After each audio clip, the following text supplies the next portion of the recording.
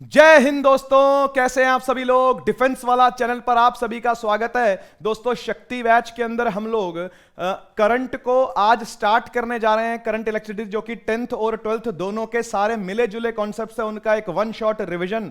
क्योंकि ये आप जानते हो भैया फास्ट ट्रैक कोर्स है, तो इसलिए हमें सारे कॉन्सेप्ट्स को एक बार थ्रो करना पड़ेगा, है ना। एक बार उसको थ्रो करने के बाद हम लोग फिर कुछ क्वेश्चंस पर आएंगे, जिन क्वेश्चनों से भी हम सीखने की कोशिश करेंगे। दोस्तों, एनसीईआरटी के भी कुछ क्वेश्चन हैं और कुछ क्वेश्चन एनडीए के प्रीवियस ईयर क्वेश्चन हैं। दोनों को मिला जुला करके हम कुछ सीखने की कोशिश करेंगे। तो आज का लेक्चर थोड़ा सा ज्यादा बल्कि रहने वाला है, क्योंकि करंट इलेक्ट्रिसिटी एक छोटा चैप्टर नहीं है, काफी बड़ा चैप्टर है। लेकिन मैं उम्मीद करता हूं कि चैप्टर आप लोगों को थोड़ा बहुत याद होगा। 10th क्लास के लेवल का तो कम से कम आपको याद होगा ही, है ना। और जो बच्चे हमारे यहां पर जेई नीट की तैयारी करते हैं, है ना, फिजिक्स वाला से, उनके लिए तो ये बाएं हाथ का खेल होने वाला है ना। तो एक वन शॉट के अंदर हम लोग रिवाइज करने वाले हैं आज करंट इलेक्ट्रिसिटी को, और सारे कॉन्सेप्ट्स को एक बार दोहराने वाले हैं, ठीक है। उसके बाद हम लोग क्वेश्चंस को करेंगे। दोस्तों, आज के इस लेक्चर के नोट्स आप लोग डाउनलोड कर सकते हो। फिजिक्स वाला ऐप आप लोगों ने डाउनलोड करना है प्ले स्टोर से। उसके बाद आपने बैचेस सेक्शन के अंदर जाना है, वहां पर शक्ति बैच को आपने सर्च करना है। बाय नाउ बटन पे जैसे ही आप क्लिक करेंगे, कोई पैसा नहीं लगेगा, फ्री ऑफ कॉस्ट बैच आपको सब्सक्राइब हो जाएगा। उसके बाद आप लोग जा सकते हैं क्लासरूम के अंदर, और वहां पर फिजिक्स टैब को अगर आप प्रेस करेंगे तो वहां पर आज की डेट के नीचे आपको लिंक मिल जाएगा, जहां से आप आज के नोट्स के पीडीएफ डाउनलोड कर सकते हैं। तो चलिए स्टार्ट करते हैं आज का लेक्चर बिना टाइम वेस्ट किए। दोस्तों, सबसे पहले करंट क्या चीज होती है भाई। करंट होता है I is equal to d q by d t, है ना। अगर आप डिफरेंशिएशन को समझ रहे हो तो चार्ज का डिफरेंशिएशन हो रहा है टाइम के हिसाब से, ठीक है ना, कि चार्ज का कितना फ्लो हो रहा है, rate of flow of charge का नाम है करंट, ठीक है ना, D q by d T. इसी को आप एवरेज करंट के हिसाब से लिखोगे तो आप लिखोगे इसको delta Q by delta T, ठीक है ना, कि कितना चार्ज फ्लो हुआ है पर यूनिट टाइम, किसी एक टाइम इंटरवल में कितना चार्ज निकला, इसको एवरेज करंट बोलते हैं, ठीक है ना भैया।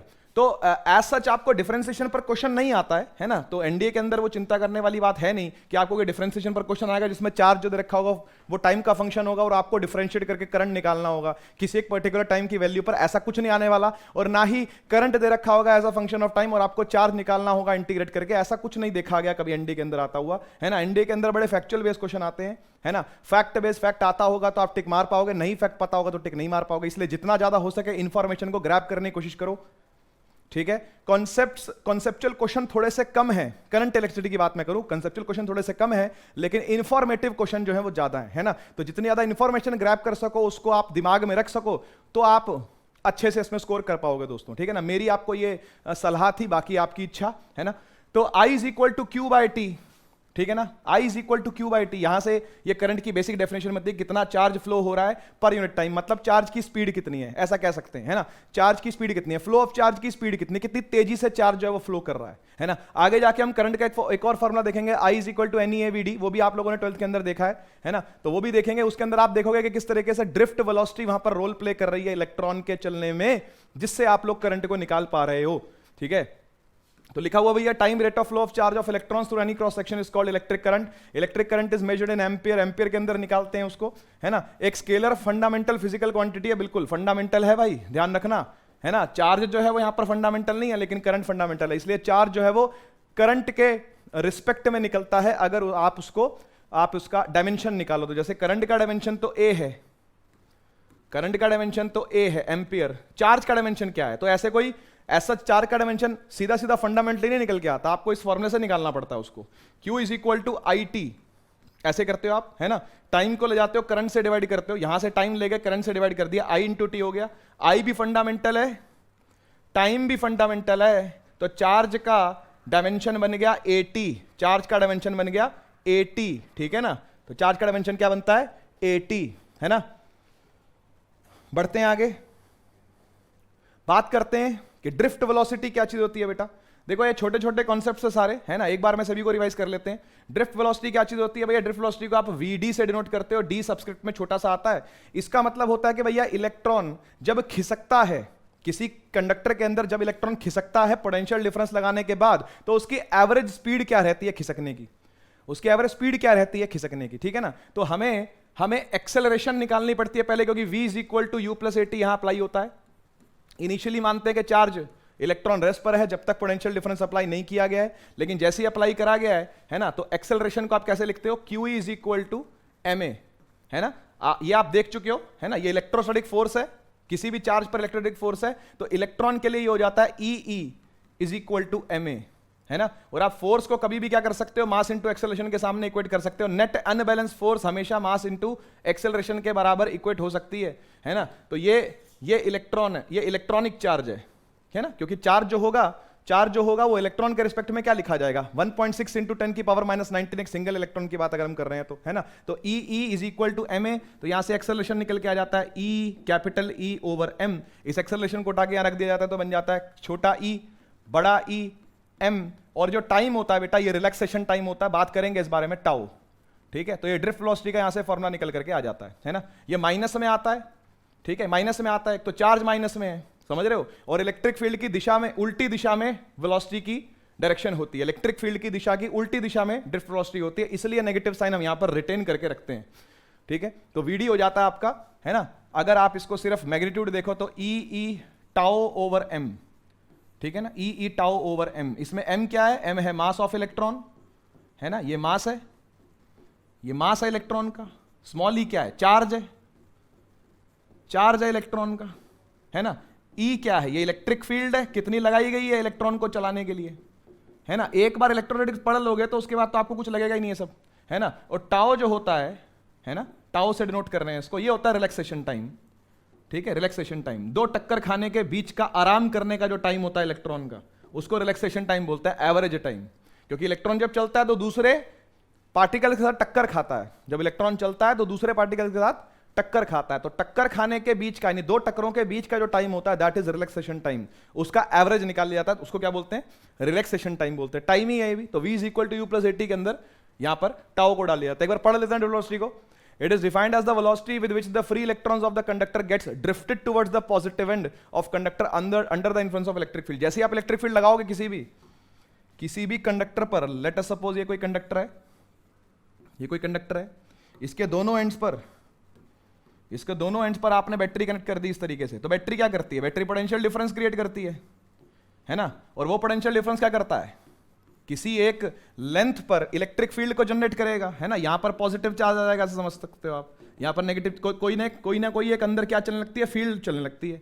उस फील्ड के इन्फ्लुएंस में इलेक्ट्रॉन ड्रिफ्ट करते हैं, उस फील्ड के इन्फ्लुएंस में इलेक्ट्रॉन क्या करता है, ड्रिफ्ट करता है इस तरफ। तो ड्रिफ्ट करता सीधा नहीं है, ड्रिफ्ट ऐसे ऐसे करता है, ऐसे ऐसे खिसकता है, उसकी एवरेज वेलोसिटी का नाम ड्रिफ्ट वेलोसिटी है। बात समझ में आगे लगता है ना, ये सब चीजें आपने देखी हुई है। बढ़ते हैं आगे।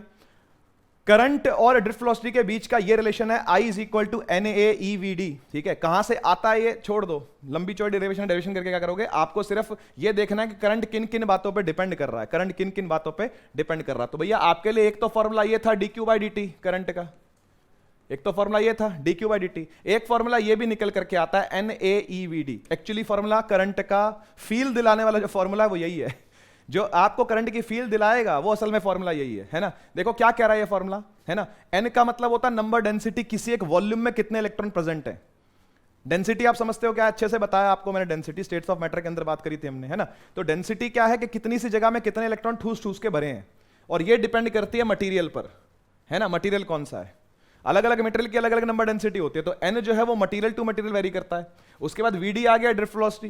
भाई कितनी ज्यादा स्पीड होगी आप समझ सकते हो, उतना ही तेज करंट चलेगा, उतना ही ज्यादा करंट चलेगा। करंट के तेज चलने का क्या मतलब है, ज्यादा स्पीड से चार्ज निकल के जाना। तो VD अगर ज्यादा होगा तो करंट ज्यादा होगा। नंबर डेंसिटी अगर ज्यादा होगी, बोले तो ज्यादा इलेक्ट्रॉन है किसी पर यूनिट वॉल्यूम में, तो ज्यादा चार्ज फ्लो करेगा, समझ रहे हो ना, ज्यादा चार्ज फ्लो करेगा तो भी करंट क्या होगा, ज्यादा होगा। E इलेक्ट्रॉनिक चार्ज है, तो इलेक्ट्रॉन का चार्ज है, ये फिक्स वैल्यू होती है। A हो गया क्रॉस सेक्शनल एरिया। अब क्रॉस सेक्शनल एरिया मान लो बड़ा है, बड़े क्रॉस सेक्शनल एरिया में से ज्यादा चार्ज निकल रहा है अगर, है ना, ज्यादा चार्ज निकल रहा है अगर, तो सोचो करंट बड़ा होगा। तो ये करंट जो है वो सीधा सीधा इन लोगों पर क्या कर रहा है, डिपेंड कर रहा है, NeAVD। तो ज्यादा फील जो आती है अपने को करंट की, वो इस फॉर्मूले से आती है, ठीक है, NeAVD। ओके, अब एक चीज इसमें और छोटी सी आती है, मोबिलिटी कहते हैं उसको। सारे कॉन्सेप्ट्स को रिवाइज करा रहा हूं, है ना। मोबिलिटी क्या चीज होती है, मोबिलिटी होता है कि भैया कितना ड्रिफ्ट वेलोसिटी आ रहा है, कितनी स्पीड से इलेक्ट्रॉन खींच रहा है पर यूनिट इलेक्ट्रिक फील्ड। पर यूनिट इलेक्ट्रिक फील्ड कितना ज्यादा खिसकाया जा सकता है इलेक्ट्रॉन को, दैट इज उसकी मोबिलिटी। आप सोचो कि भारी चीज है ना, एक भारी चीज है। चलो मान लो, ऐसा मान लेते हैं कि भाई दो लोग हैं, ठीक है, एक थोड़ा सा मोटा आदमी है, एक थोड़ा सा पतला आदमी है, ठीक है ना, एक थोड़ा मोटा आदमी एक थोड़ा पतला आदमी, और कोई सामान उसके सामने रख दिया कि भाई ये सामान उठाओ जा करके, है ना, तो पतला आदमी थोड़ा सा फुर्तीला होगा, वो क्या करेगा, उसका इनर्शिया कम होगा, मास कम होगा, इमोशनल नहीं होना मास कम है तो इनर्शिया कम है ना, तुरंत उठेगा और जाकर के चीज को ग्रैब कर लेगा, है ना, और जो थोड़ा सा मोटा आदमी है वो थोड़ा सा धीरे धीरे उठेगा और जाके ग्रैब करेगा। तो मोबिलिटी किसकी ज्यादा है, मोबिलिटी किसकी ज्यादा, पतले वाले की मोबिलिटी ज्यादा, जो हल्का मास होगा उसकी मोबिलिटी ज्यादा होगी।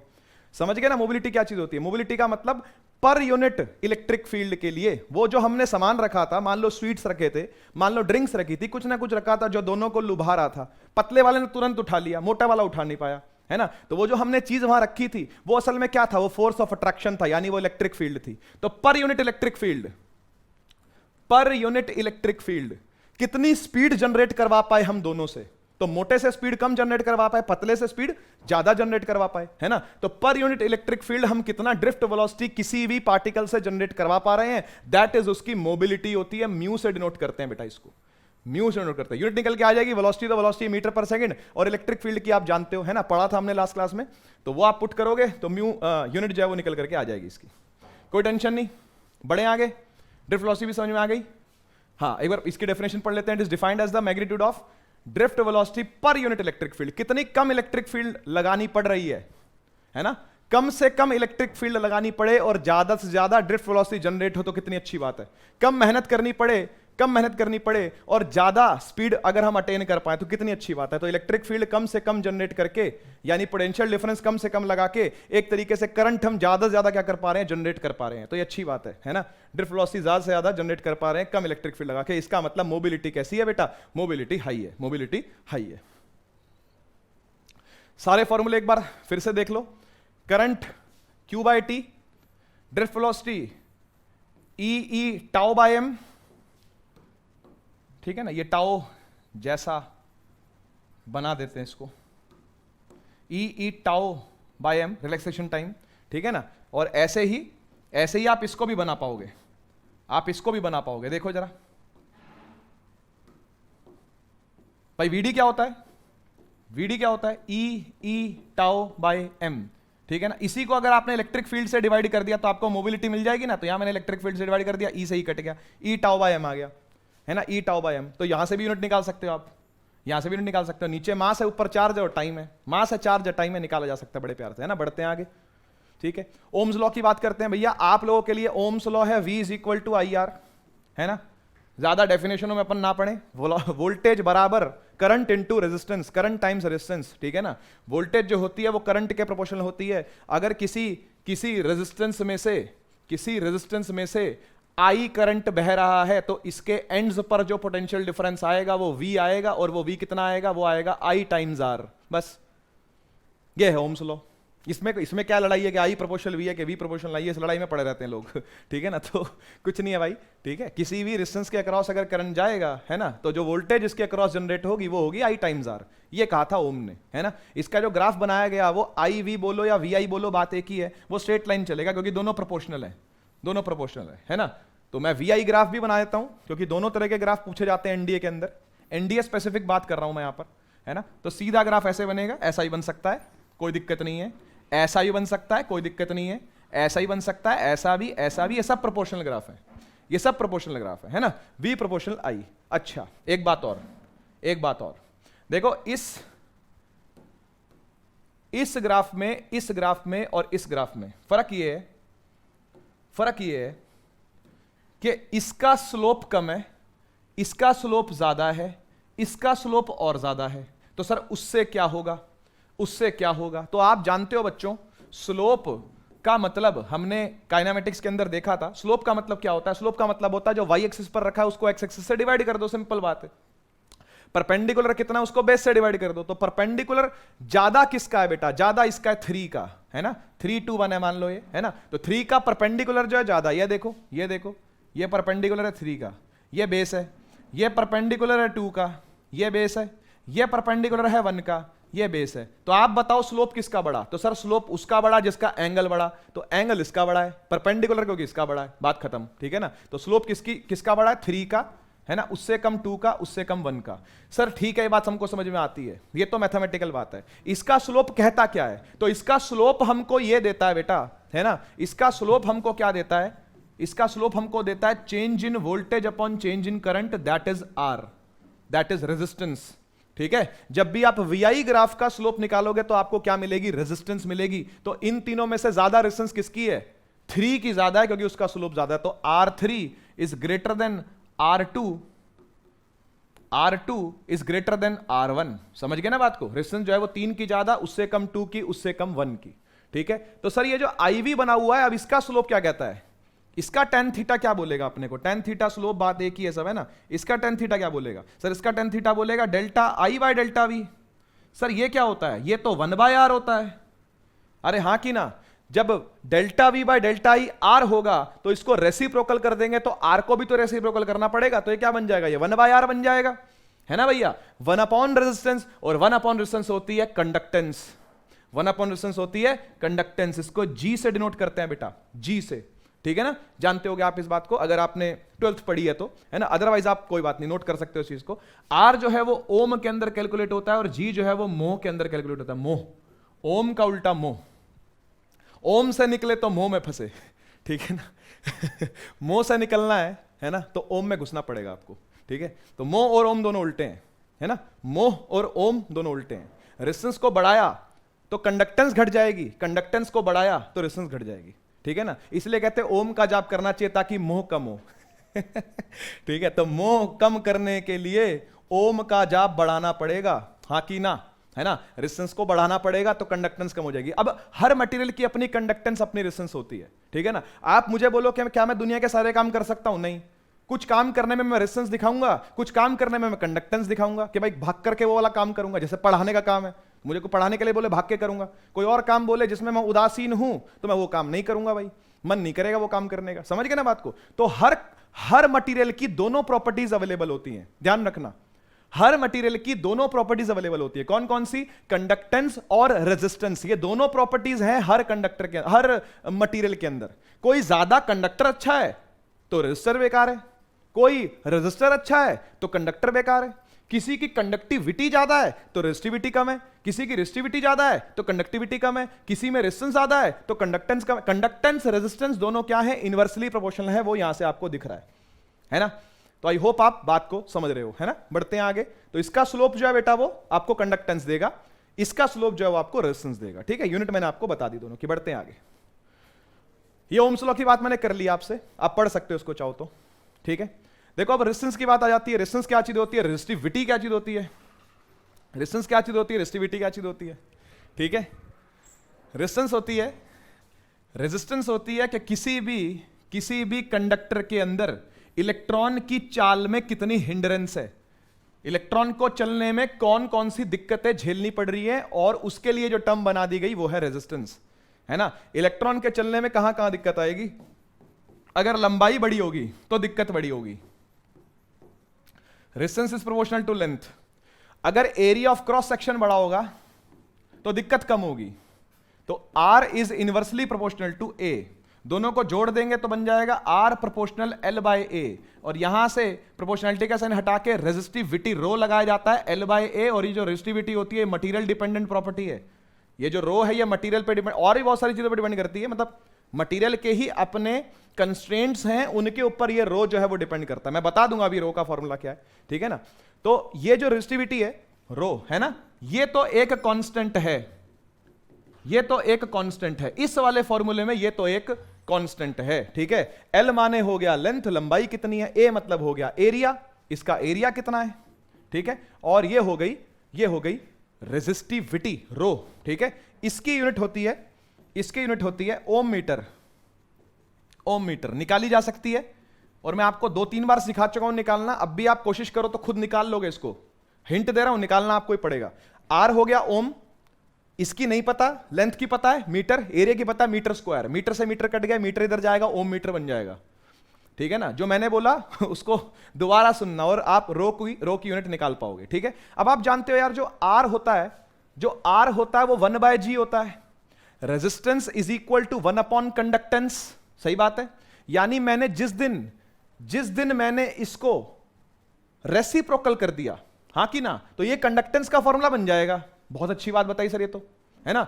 जिस दिन मैंने रेजिस्टेंस को, ये जो रो एल बाई ए है, इसको रेसिप्रोकल कर दिया, ये आर बाय 1 है, मैंने इसको 1 बाय आर कर दिया, आओ करें 1 बाय आर कर दिया, तो ये क्या हो जाएगा, ये हो जाएगा ए बाय एल, है ना, और 1 बाय रो एल बाय ए, और ये क्या है, यही है कंडक्टेंस। लेकिन इसको ऐसे याद नहीं करते, ये जो 1 बाय रो है ना, इसको बोलते हैं कंडक्टिविटी, क्योंकि रो है रेजिस्टिविटी, तो उसका उल्टा क्या होगा, कंडक्टिविटी। और इस कंडक्टिविटी को लिखते हैं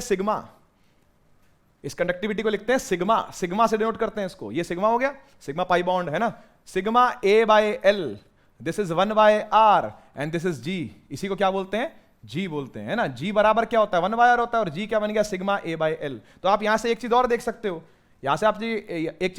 देख सकते हो कि जो आपका रो है वो 1 बाय सिग्मा है, सेम एज जो आपका आर है वो 1 बाय जी है।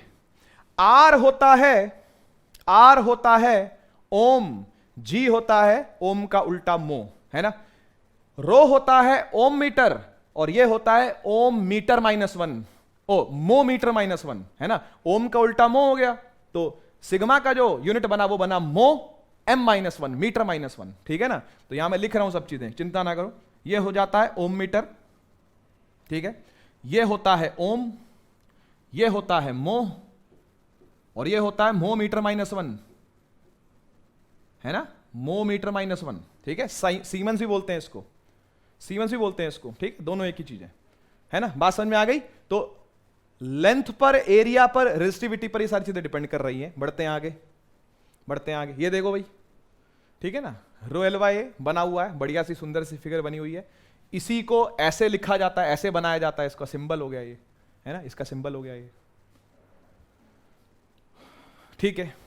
रेजिस्टिविटी यहां से निकाल रखिए, ए इधर ले गए, आर के साथ एल को नीचे ले आए, तो आर ए बाय एल हो गया, ठीक है। ऐसा भी लिखा जा सकता है, इसको बता रखा है, बस यूनिट होती है ओम मीटर, ठीक है, यूनिट होती है ओम मीटर। ये देखो जी, यही मैं आपसे कह रहा था कि sigma is equal to 1 by rho. यहां पे सिग्मा क्या है, यहां पे सिग्मा है कंडक्टिविटी, ठीक है ना। सिग्मा क्या है, सिग्मा है कंडक्टिविटी, और रो क्या है, रो है रेजिस्टिविटी, ठीक है ना। रेजिस्टिविटी यानी ओम मीटर, और ये अब बिल्कुल उल्टा मो मीटर -1, ठीक है, ये हो जाता है कंडक्टिविटी। ओके, सिग्मा से इसको डिनोट करते हैं। ये कंडक्टेंस आ गया जिसकी बात मैं कर रहा था, G is equal to 1 by R, है ना, ओम इनवर्स या मो दोनों बोल सकते हैं, ठीक है ना, ओम इनवर्स बोलो या मो बोलो, बात एक ही है, ठीक है। ये कंडक्टिविटी आ गया, अच्छा यहां पर एक चीज लिखी हुई है, इसको मैं थोड़ा सा समझाना चाहता हूं आपको, ठीक है। ये फॉर्मूला, बाकी सब चीजें आप देख चुके हो, ये फॉर्मूला मैंने आपको मेन दिखाना है। देखो यार, आप लोग जानते हो कि V is equal to IR होता है ना। ये क्या है, ये ओम्स लॉ है ना। ये क्या है, ये ओम्स लॉ है बेटा जी, ये ओम्स लॉ तो है, लेकिन ये ना मैक्रोस्कोपिक व्यू है ओम्स लॉ का। क्या है ये क्या है, ये मैक्रोस्कोपिक व्यू है ओम्स लॉ का। ये क्या होता है सर, ये मैक्रोस्कोपिक व्यू क्या होता है, macroscopic view of Ohm's law. इसका क्या मतलब है सर, देखो ऐसा है कि जब हम तार को ऊपर से देखें, मैक्रोस्कोपिक का मतलब एक बड़ी दृष्टि रखना, बर्ड्स आई व्यू बोलते हैं ना, है ना। एक बड़ी दृष्टि रख करके अगर हम कंडक्टर को देखें, है ना, एक ऊपर से मोटा, मैक्रोस्कोपिक का मतलब होता है मोटा देखें, तो है ना, बाहर से अगर हम देखें तो हम कर क्या रहे हैं, हम किसी कंडक्टर के, किसी वायर के अक्रॉस वोल्टेज लगा रहे हैं। सही बात है सर, किसी वायर के अक्रॉस हम वोल्टेज लगा रहे हैं। ठीक बात सर, इसमें से करंट पास हो रहा है। ठीक बात है सर, इसकी कुछ ना कुछ रेजिस्टेंस है सर आर, है ना, और इसके अक्रॉस जो वोल्टेज जनरेट हो रही है that is V is equal to IR। बिल्कुल ठीक बात है सर, ये तो हमको समझ में आता है, ये तो कोई नई बात नहीं बताई आपने, है ना।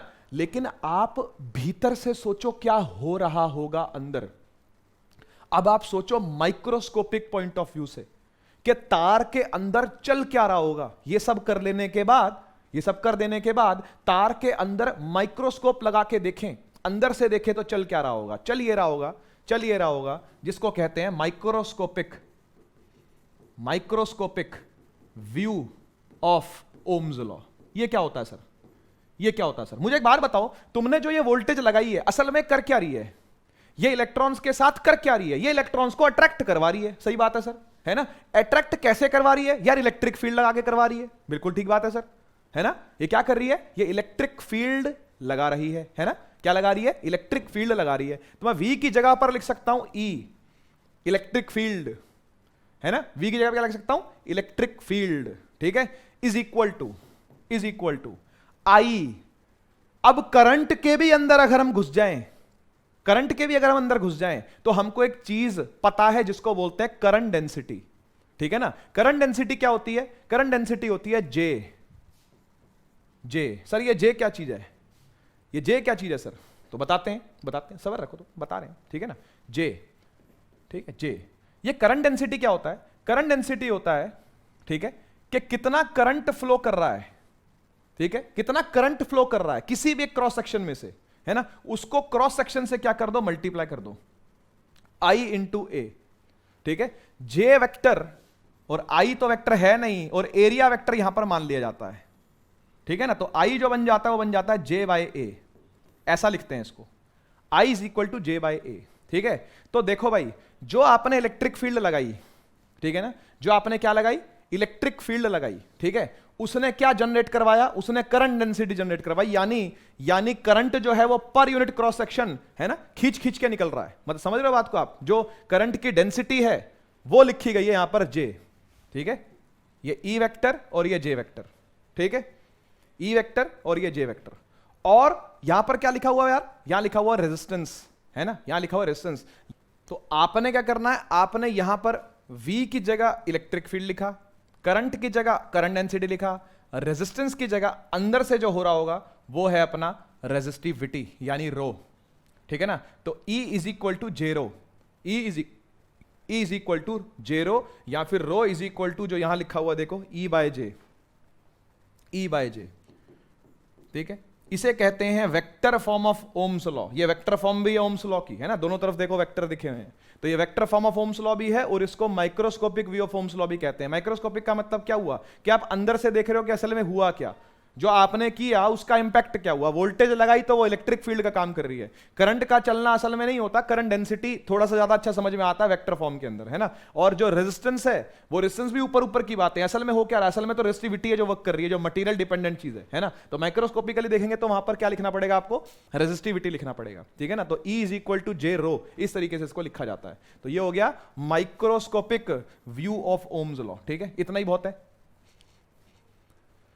है ना। रेजिस्टेंस इन सीरीज, तो सीरीज के अंदर रेजिस्टर कैसे लगाए जाते हैं भैया, ऐसे लगाए जाते हैं, पढ़ा है आपने 10th क्लास के अंदर, एक बार रिवाइज करवा रहा हूं बस में, ठीक है। ये R1 रेजिस्टर, ये R2 रेजिस्टर, ये R3 रेजिस्टर। एक बात का ध्यान रखना भैया, अगर आपने वोल्टेज कनेक्ट कर रखी है V, अगर आपने वोल्टेज कनेक्ट कर रखी है V, तो series is a potential divider. Note कर लो इसको, इस बात को नोट कर लो भाई। सीरीज जो होती है ना, सीरीज जो होती है ना, वो हमेशा पोटेंशियल डिवाइडर होता है।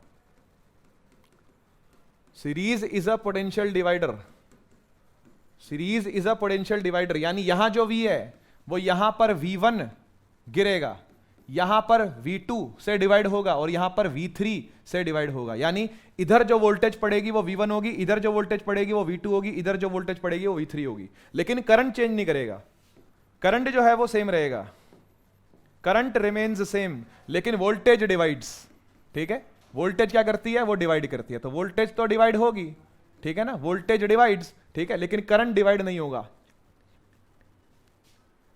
ठीक है। करंट जो है वो सेम रहेगा, वोल्टेज जो है वो डिवाइड करेगी। V1 V2 V3 अलग अलग वोल्टेज गिरेगी हर सीरीज के अपने अपने रेजिस्टर पर। तो series is a potential divider, ये हमेशा ध्यान रखना। वोल्टेज को क्या करेगा, वो डिवाइड करेगा, ठीक है ना।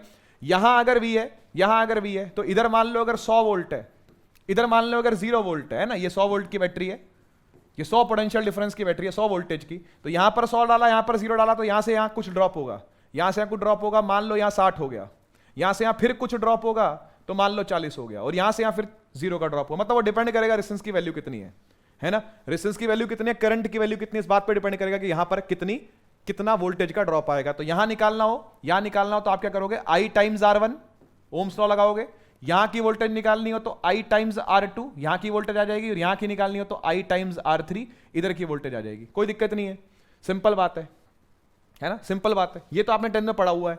यहां पर जो वोल्टेज होगी वो होगी इसमें कितना करंट घुस रहा है टाइम्स इसकी रेजिस्टेंस। यहां कितनी वोल्टेज होगी वो कैसे निकलेगी, इसमें कितना करंट घुस रहा है टाइम्स इसकी रेजिस्टेंस। यहां कितनी वोल्टेज होगी, इसमें कितना करंट घुस रहा है टाइम्स इसकी रेजिस्टेंस। ऐसे करके निकाल लेते हो आप, है ना। और ये सारी की सारी वोल्टेज जो होती है वो इसी 100 वोल्ट के बराबर आएगी, ठीक है ना। सारी की सारी वोल्टेज जो किसके बराबर आएगी, 100 वोल्ट के बराबर आएगी। इसको किरचॉफ्स लॉ से भी कर सकते हैं, थोड़ा सा उसको भी रिवाइज करेंगे हम, ठीक है ना। एक सिंपल सर्किट से उसको भी समझाने की कोशिश करूंगा। पैरेलल की बात करते हैं, पैरेलल के अंदर उल्टा होता है भैया। पैरेलल जो है वो करंट डिवाइडर है, parallel is a current divider, ठीक है। यहां करंट डिवाइड होता है, ठीक है, सामने वाले की रेशियो में करंट डिवाइड होता है। करते हैं बात कोई नहीं। मान लो एक ये रेजिस्टर है, एक ये रेजिस्टर है, इस रेजिस्टेंस का नाम है R1, इसका नाम है R2, इसकी वैल्यू R1 इसकी वैल्यू R2 है। यहां जो करंट बह रहा है वो I है, इसमें जो करंट घुस रहा है वो I है। तो यहां मान लेते हैं कुछ I1 जाएगा, यहां मान लेते हैं कुछ I2 जाएगा। तो कैसे पता चलेगा कितना करंट है, कैसे पता चलेगा कितना करंट है। तो बहुत आसान तरीका करंट निकालने का। अगर आपको I1 करंट निकालना है, I1 करंट निकालना है, ठीक है ना, तो आप टोटल करंट लिखो, लिख दिया, टोटल करंट लिखो, अपोजिट रेजिस्टेंस लिखो, ये वाली, इसमें करंट जा रहा है तो अपोजिट रेजिस्टेंस लिख, अपॉन में टोटल कर दे, अपॉन में टोटल कर दे। ये करंट निकालने का तरीका बताया मैंने, रेजिस्टेंस निकालने का तरीका तो बताया नहीं। रेजिस्टेंस निकालने का तरीका आपको पता होगा वैसे भी, है ना। इसके अंदर सीरीज के अंदर क्या करते हैं, R1 plus R2 plus R3। मेरे को लगा कि तो यार आसान चीज है ना, ये आपको आती होगी, लेकिन फिर भी बतानी तो चाहिए, है ना। R1 plus R2 plus R3 जितने भी सीरीज में कनेक्टेड है सबको सीधा सीधा ऐड कर दो। यहां जो पैरेलल में है या जो पैरेलल में है उनको ऐसे ऐड करेंगे हम, है ना। 1/R parallel is equal to 1/R1 plus 1/R2 plus 1/R3 and so on, ये चलता जाएगा, ठीक है। लेकिन ये वाला फॉर्मूला बहुत ज्यादा काम का है आपका, ये बहुत काम आएगा। क्यों? क्योंकि दो रेजिस्टर के अंदर इस तरीके से करंट अगर डिवाइड होगा तो आप कभी भी इस फॉर्मूले को लगा सकते हो, बहुत ईजी है ना, बहुत ईजी। क्या करना है, I1 अगर निकालना है तो टोटल करंट सामने वाली रेजिस्टेंस अपॉन में टोटल रेजिस्टेंस। ऐसे नीचे वाला निकालना हो तो I2 निकालना हो तो भाई टोटल करंट सामने वाली रेजिस्टेंस अपॉन में टोटल रेजिस्टेंस, ठीक है। ये शॉर्टकट है, काम आ सकते हैं आपको, एनडीए के अंदर काम आते हैं, ठीक है ना, एनडीए के अंदर काम आ सकते हैं। 12th के अंदर वैसे सिखाए जाते हैं शॉर्टकट ये सारे, ठीक है। बात करते हैं इलेक्ट्रोप्लेटिंग की। देखो ये केमिस्ट्री की बातें वैसे तो ये है ना, केमिस्ट्री के अंदर, इलेक्ट्रोकेमिस्ट्री के अंदर आपको ज्यादा डिटेल्स मिलेंगी इसकी, है ना। लेकिन हाँ, करंट से जुड़ी चीजें थी इसलिए मैंने आपको मतलब मैं ले आया स्लाइड के अंदर डाल करके, ठीक है। इलेक्ट्रोप्लेटिंग का मतलब ये होता है किसी भी एक मेटल को प्रोटेक्ट करने के लिए, किसी भी एक मेटल को प्रोटेक्ट करने के लिए जो आपके लिए कोई प्रीशियस मेटल है, जिसका बहुत ज्यादा काम है। जैसे मशीन के अंदर कोई ऐसा पार्ट है कि जिसमें से गैस लीक हो गई तो भैया धुआं धुआं हो जाएगा सब कुछ, ठीक है ना। इस तरह का कोई पार्ट है, उस पार्ट को अगर आप बचाना चाहते हो तो क्या करते हैं, उसके ऊपर दूसरे मेटल की कोटिंग कर देते हैं, दूसरे मेटल की फिल्म चढ़ा देते हैं उसके ऊपर, है ना। उस फिल्म चढ़ाने को बोलते हैं इलेक्ट्रोप्लेटिंग, ठीक है ना। एक मेटल को बचाने के लिए दूसरे मेटल का कोट चढ़ाना उसके ऊपर, उसको कहते हैं इलेक्ट्रोप्लेटिंग। पढ़ लेते हैं एक बार इसको क्या लिखा हुआ है। Electroplating is a process of depositing a thin film coating a layer of finer non-corrosive costly metal over the objects made from corrosive and cheaper metal with the passing of electric current through an electrolyte, ठीक है ना भैया। सोने का पानी जो चढ़ता है उसको भी आप ऐसे समझ सकते हो, जैसे सोने का पानी चढ़ाते हैं किसी चीज पर तो, है ना, वो भी इलेक्ट्रोप्लेटिंग है। ऐसी क्रोम प्लेटिंग करी जाती है, कुछ चीजों को बचाने के लिए क्रोमियम का ऊपर से कोट चढ़ाया जाता है, ठीक है ना। इसको भी क्या बोलते हैं, इलेक्ट्रोप्लेटिंग बोलते हैं। तो इलेक्ट्रोप्लेटिंग के बहुत सारे एग्जांपल्स हैं, बहुत सारे। केमिस्ट्री के अंदर पढ़ना किसका इलेक्ट्रोपोटेंशियल क्या लिया जाता है, कौन हायर पोटेंशियल पर होता है, कौन लोअर पोटेंशियल पर होता है, वो सारी टेबल दे रखी है उसकी, है ना। कौन से मेटल का कितना इलेक्ट्रोपोटेंशियल है वो दे रखा होता है उसके अंदर, ठीक है ना। वहां पर ज्यादा चर्चा अच्छी लगेगी आपको करते हुए। ऑब्जेक्टिव क्या है, रीजन क्या है, क्यों करते हैं इलेक्ट्रोप्लेटिंग, तो पढ़ते हैं एक बार इसको भी, पढ़ते हैं इसको भी। Protect the surface of the corrosive and cheaper metal, भैया जो अंदर वाला मेटल है, अंदर वाला जो मेटल है उसको बचाने के लिए, अंदर वाला जो मेटल है उसको, मैंने आपको बोला कि वो जो मेटल है वो आपके बहुत काम का है, बहुत प्रीशियस मेटल है वो। प्रीशियस का मतलब मैं खर्चे में प्रीशियस नहीं बोल रहा, प्रीशियस का मतलब उसका यूज बहुत इंपॉर्टेंट है आपके लिए। तो क्या करोगे आप, उसको बचाने की कोशिश करोगे ना भाई। बचाते किसको है, किसको बचाया जाता है, जिससे आपको काम हो, सही बात है ना भाई, उसी को प्रोटेक्ट करते हो आप।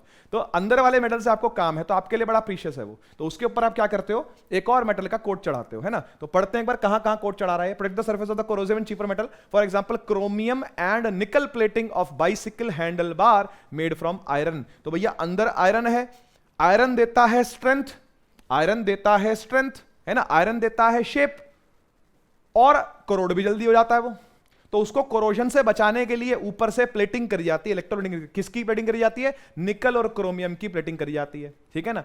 टिन की प्लेटिंग करी जाती है आयरन के कंटेनर पर, ताकि आप खाने को सड़ने से बचा सको, जो अंदर खाना पड़ा है उसमें वो चीजें ना चली जाएं, जो आयरन का कोरोडेड पार्ट है वो उसमें ना चला जाए, है ना, उससे बचाने के लिए स्टोरिंग फूड आर्टिकल्स, ठीक है, ऑयल एंड पिकल्स वगैरह।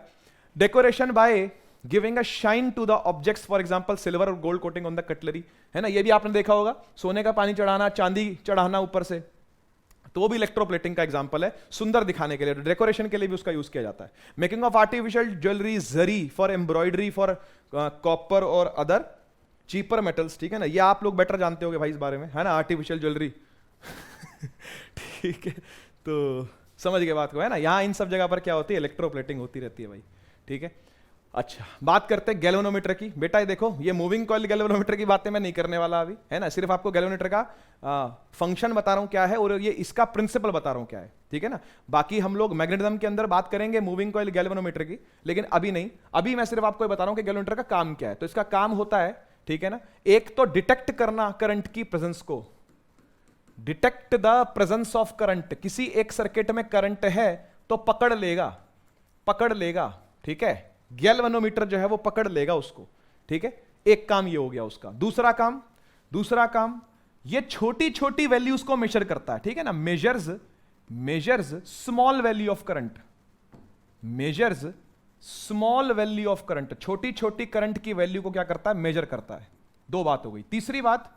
तीसरी बात ये डायरेक्शन को भी बता देता है, करंट किस दिशा में चल रहा है ये उसको भी बता देता है। तो ये क्या करता है, ये डायरेक्शन को भी सेंस करता है, डायरेक्शन सेंस भी है इसके पास, ठीक है ना, डायरेक्शन सेंसिंग भी है, ठीक है, कि किस दिशा में करंट चल रहा है, डायरेक्शन सेंसिंग ऑफ करंट, ये भी ये काम कर देता है। ये तीनों काम है इसके, है ना। करंट की प्रेजेंस पता करना, प्रेजेंस कैसे पता चलेगी, डिफ्लेक्शन जैसी आएगी पता चल जाएगा भाई करंट है, डिफ्लेक्शन आती है ऐसे करके, गैल्वेनोमीटर के अंदर ऐसे डिफ्लेक्शन आएगी, ठीक है ना, ये इस तरह का होता है, इस तरह से इसका स्केल रहता है, ठीक है ना, और स्केल जो है वो मार्क्ड रहता है, स्केल जो है वो मार्क्ड रहेगा ऐसे, ठीक है, यहां पॉइंटर रहेगा इस तरफ ऐसे करके, इसी के साथ कॉइल जुड़ा रहता है, इसी के साथ जो है वो कॉइल जुड़ा रहता है। कॉइल की बातें करेंगे बाद में, है ना, यहां मैग्नेटिज्म लगाया जाता है ऐसे ऐसे करके, रेडियल मैग्नेटिक फील्ड बनाई जाती है ऐसे, नॉर्थ पोल साउथ पोल, है ना, तो बेसिकली ये मैग्नेटिज्म पर वर्क करता है, ठीक है। तो मैं यहां पर लिखता हूं कि इसका प्रिंसिपल क्या है, इसके प्रिंसिपल ऑफ वर्किंग जो है ना वो इलेक्ट्रोमैग्नेटिज्म है, ठीक है, ये एक इलेक्ट्रोमैग्नेटिक डिवाइस है बेटा,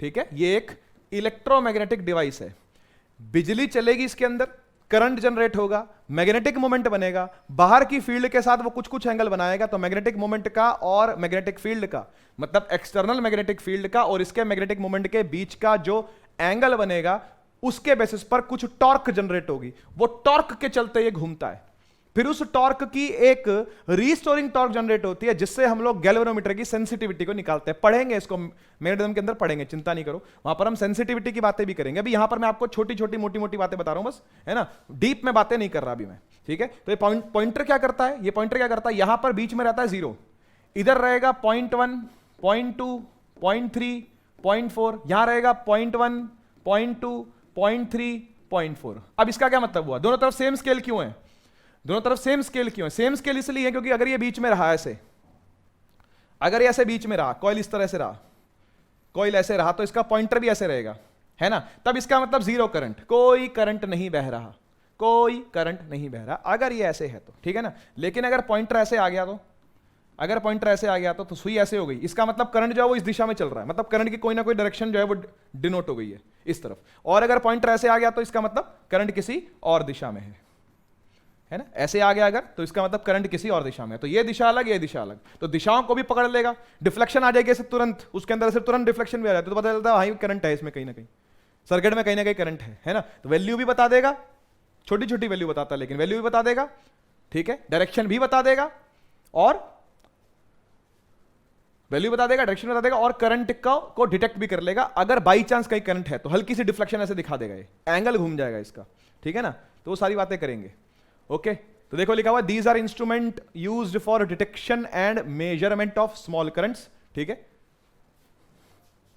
एमीटर क्या चीज होती है, तो एमीटर एक ऐसा डिवाइस है भाई, एमीटर एक ऐसा डिवाइस है, ठीक है, जो कम रेजिस्टेंस वाला है, जिसका आर जो है वो कम है, बहुत छोटा रेजिस्टेंस होता है, ठीक है। दूसरी बात, ये एक सीरीज डिवाइस है, ठीक है, ये एक सीरीज डिवाइस है, सीरीज में कनेक्ट होता है, ठीक है, और ये क्या मेजर करता है, ये करंट की बड़ी वैल्यू मेजर भी करता है, बिग करंट, ठीक है ना, लार्ज वैल्यू ऑफ करंट भी क्या करता है, मेजर करता है। तो वो स्मॉल वैल्यू के लिए वो था, लार्ज के लिए ये है, लेकिन भाई ये डायरेक्शन को नहीं बता पाता, डायरेक्शन को सेंस करने की एबिलिटीज के अंदर नहीं है, ठीक है ना, डायरेक्शन को सेंस करने की एबिलिटीज के अंदर नहीं है। पढ़ लेते हैं एक बार इसको। Ammeter is a low resistance galvanometer used to measure strength of a current in electric circuit. देखो यहां पर क्या लिखा हुआ है, यहां पर क्या लिखा हुआ है, ध्यान से देखना। यहां पर लिखा हुआ है कि एक लो रेजिस्टेंस गैल्वेनोमीटर है ये क्या बात हुई, ये क्या बात हुई? अगर ये गैल्वेनोमीटर है तो फिर ये एमीटर क्यों है? असल में क्या है भैया कि गैल्वेनोमीटर को एमीटर में और गैल्वेनोमीटर को वोल्टमीटर में चेंज किया जा सकता है बाय यूजिंग शंट। वो बात करेंगे मैग्नेटिज्म के अंदर, उसकी बात करेंगे। यहां भी कर सकता हूं वैसे मैं उसकी बात, कोई बड़ी बात नहीं है, यहां भी बात हो सकती है, ठीक है, लेकिन मैग्नेटिज्म के अंदर गैल्वेनोमीटर को पहले पढ़ेंगे, उसके बाद गैल्वेनोमीटर की बातें करेंगे, ठीक है ना। तो अभी आप इसको बस देख लो कि लो रेजिस्टेंस गैल्वेनोमीटर है used to measure strength of the current in any electric circuit, ठीक है। An ammeter is always connected in series, हमेशा कहां कनेक्ट होगा, सीरीज में कनेक्ट होगा।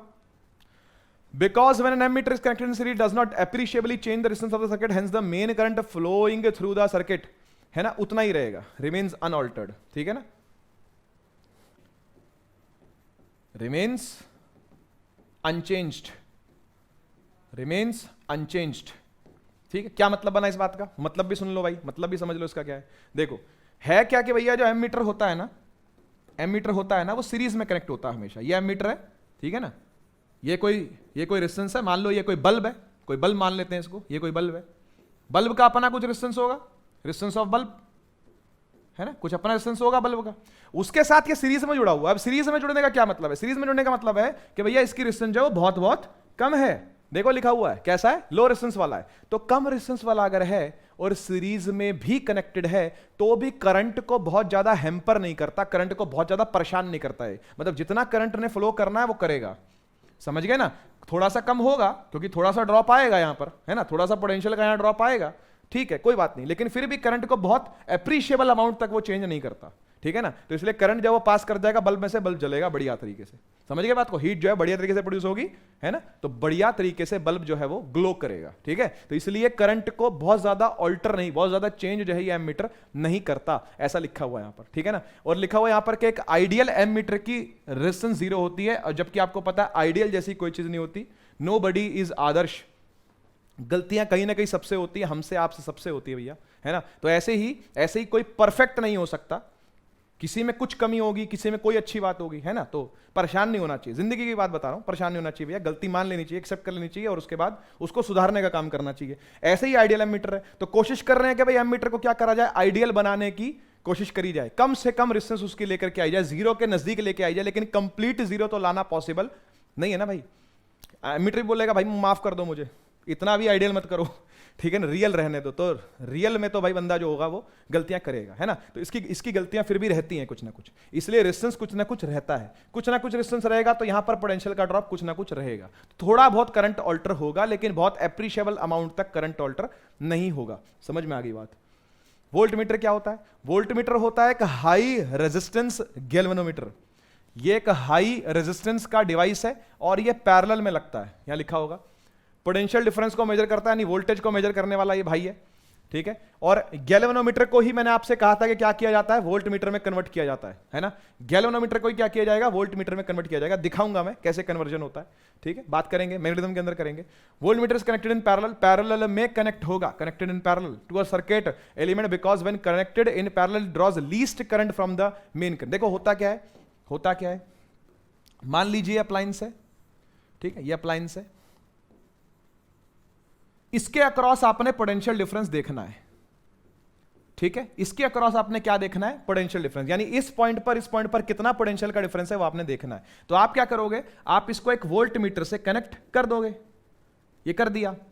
वोल्ट मीटर की रेजिस्टेंस बहुत ज्यादा है, इसकी रेजिस्टेंस बहुत ज्यादा है, तो बहुत ज्यादा होने से क्या होगा, बहुत ज्यादा होने से ये होगा, बहुत ज्यादा होने से ये होगा कि जितना करंट मान लो पीछे से 10 एम्पियर आ रहा है, 10 एम्पियर का करंट आ रहा है ना, तो इसके अंदर कोई बहुत ज्यादा करंट नहीं चला जाएगा, इसके अंदर जाएगा 0.01 एम्पियर करंट, कुछ तो जाएगा, जीरो तो नहीं हो सकता।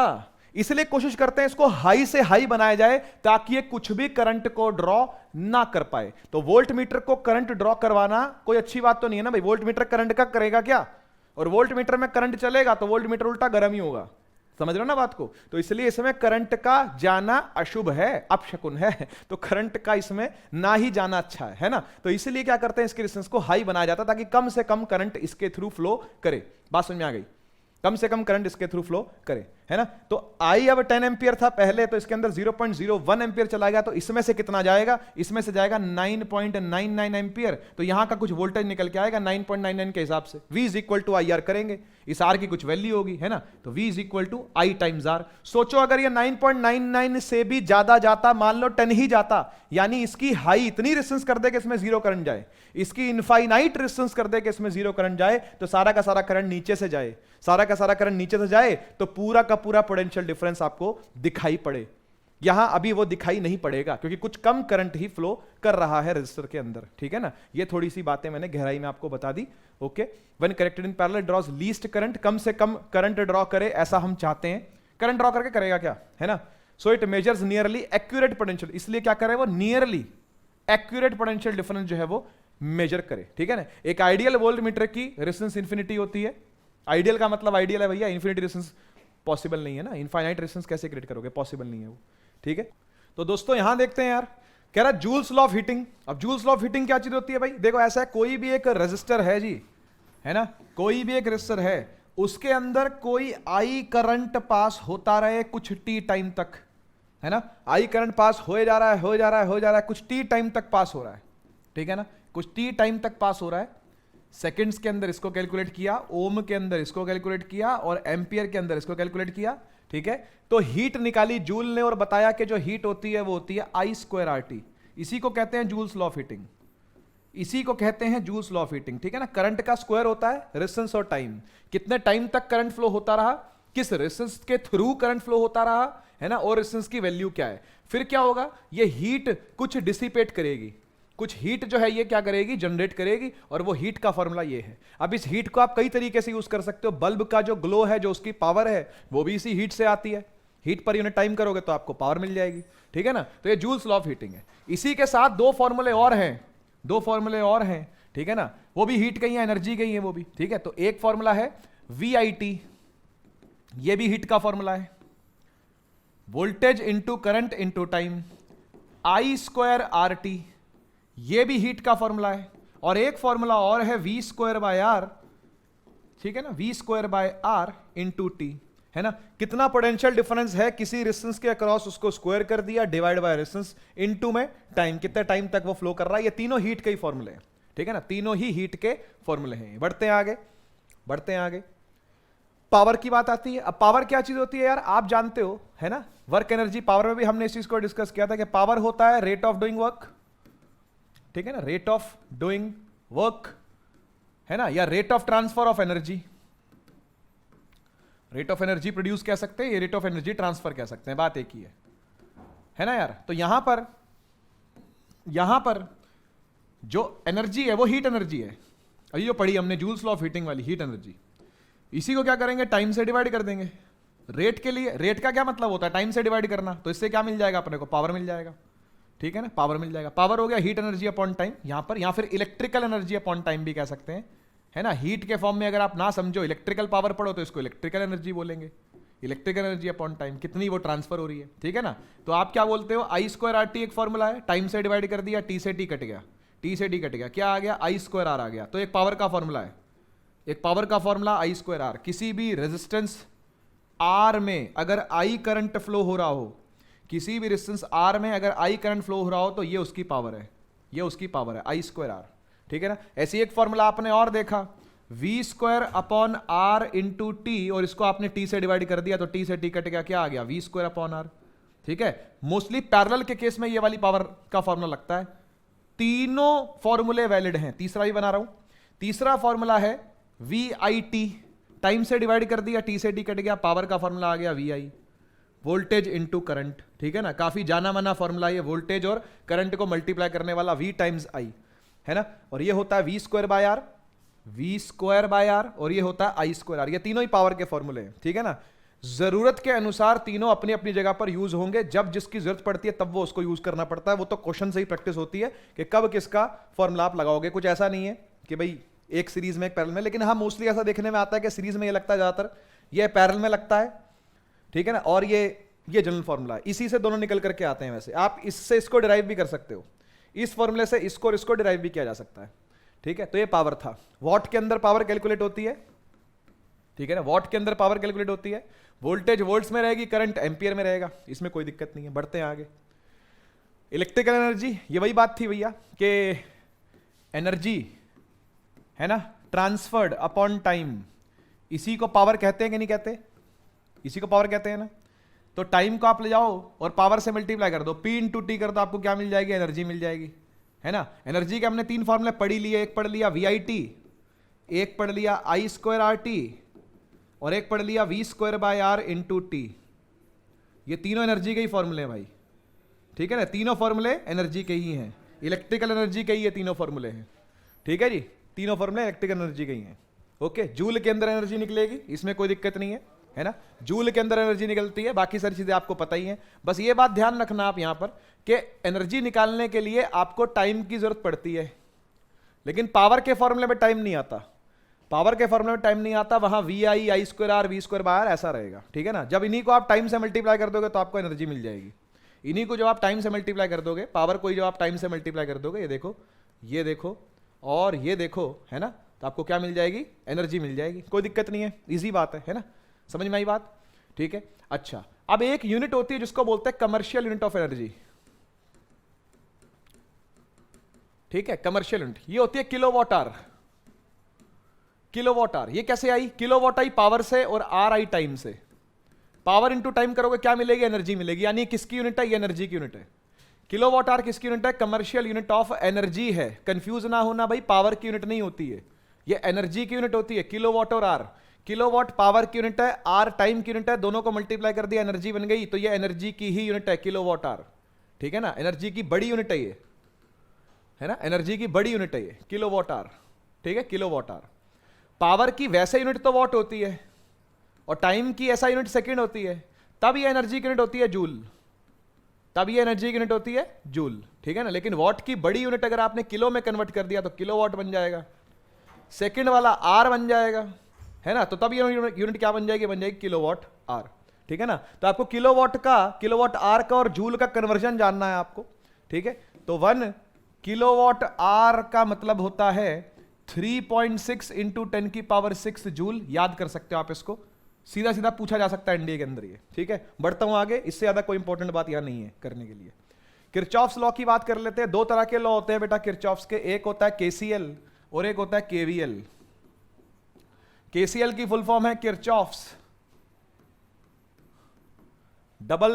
HFF, ये फॉर्मूला है, ये स्पेलिंग है गलत लिखा हुआ है। ठीक है ना, Kirchhoff's current law, Kirchhoff's current law. ठीक है, और एक होता है Kirchhoff's voltage law, Kirchhoff's voltage law. ठीक है, क्या कहते हैं दोनों लॉ, पहले डेफिनेशन लिख देता हूं, फिर एक एक एग्जांपल से इसको समझा भी दूंगा। ठीक है ना, पहले किरचॉफ्स करंट लॉ क्या स्टेट करता है। किरचॉफ्स करंट लॉ ये स्टेट करता है कि किसी भी जंक्शन पर, एट एनी जंक्शन, यहां लिखता हूं नीचे, एट एनी जंक्शन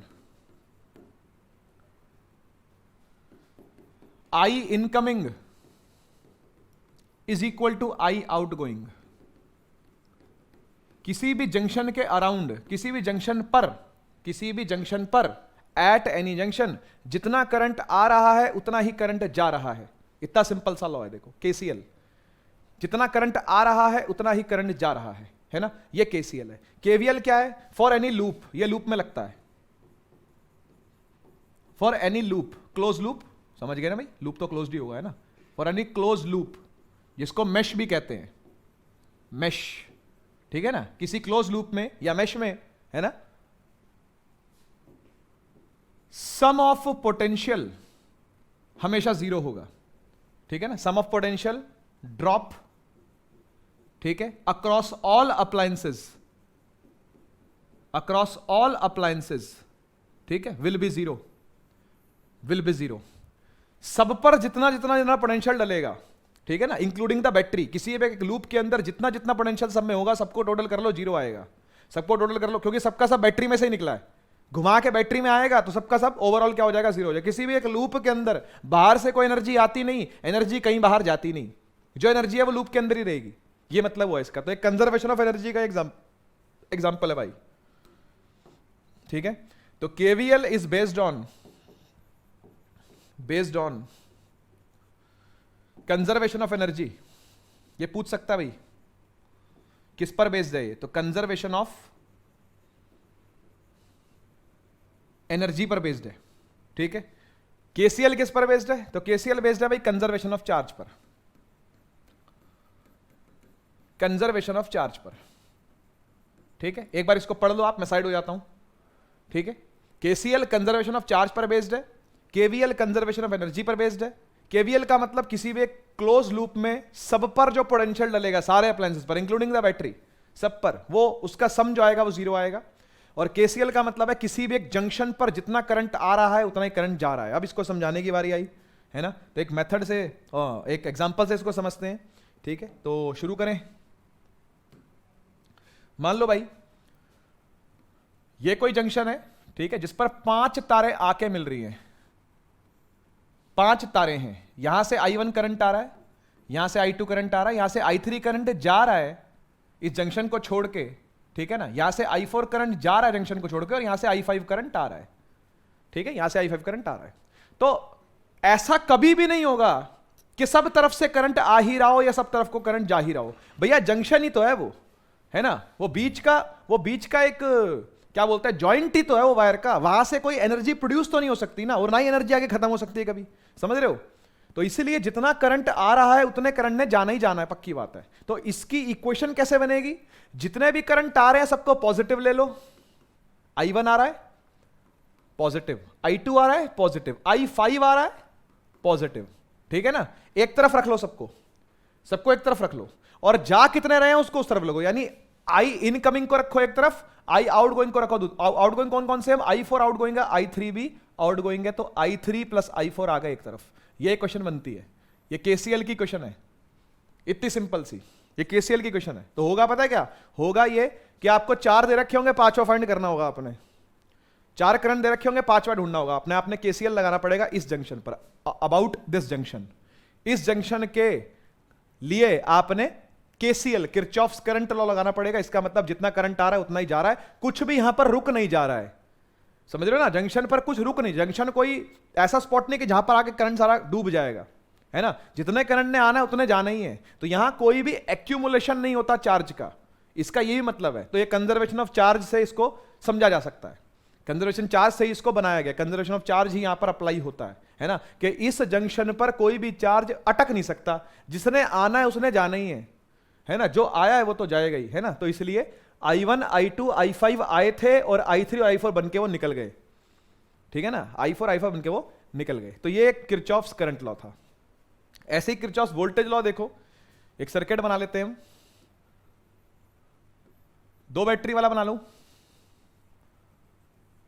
चलो 2 बैटरी वाला बना लेते हैं, बस बहुत है, ठीक है ना। एक छोटा सा लूप बना लिया मैंने, ठीक है। इसकी ईएमएफ या फिर इसकी वोल्टेज 2 वोल्ट्स है, इसकी ईएमएफ 3 वोल्ट है, ठीक है। यहां 3 ओम की रेजिस्टेंस है, ये 2 ओम की रेजिस्टेंस है, ये 1 ओम की रेजिस्टेंस है, ठीक है। तो आप कोई भी डायरेक्शन करंट की मान लो, जो आपका मन करे, जो मर्जी मान लो, क्लॉक मान लो, एंटी क्लॉक मान लो, किसी भी एक लूप को आपने कंप्लीट करना है, किसी भी एक लूप को आपने कंप्लीट करना है, ठीक है ना। Take any direction of current, ठीक है। तो मैं ये मान रहा हूं कि भैया 3 वोल्ट वाली जो बैटरी है, ऑब्वियसली इसमें से करंट जो है वो बाहर निकल रहा होगा, इसमें से जो निकल रहा होगा वो इसमें से कट जा रहा होगा।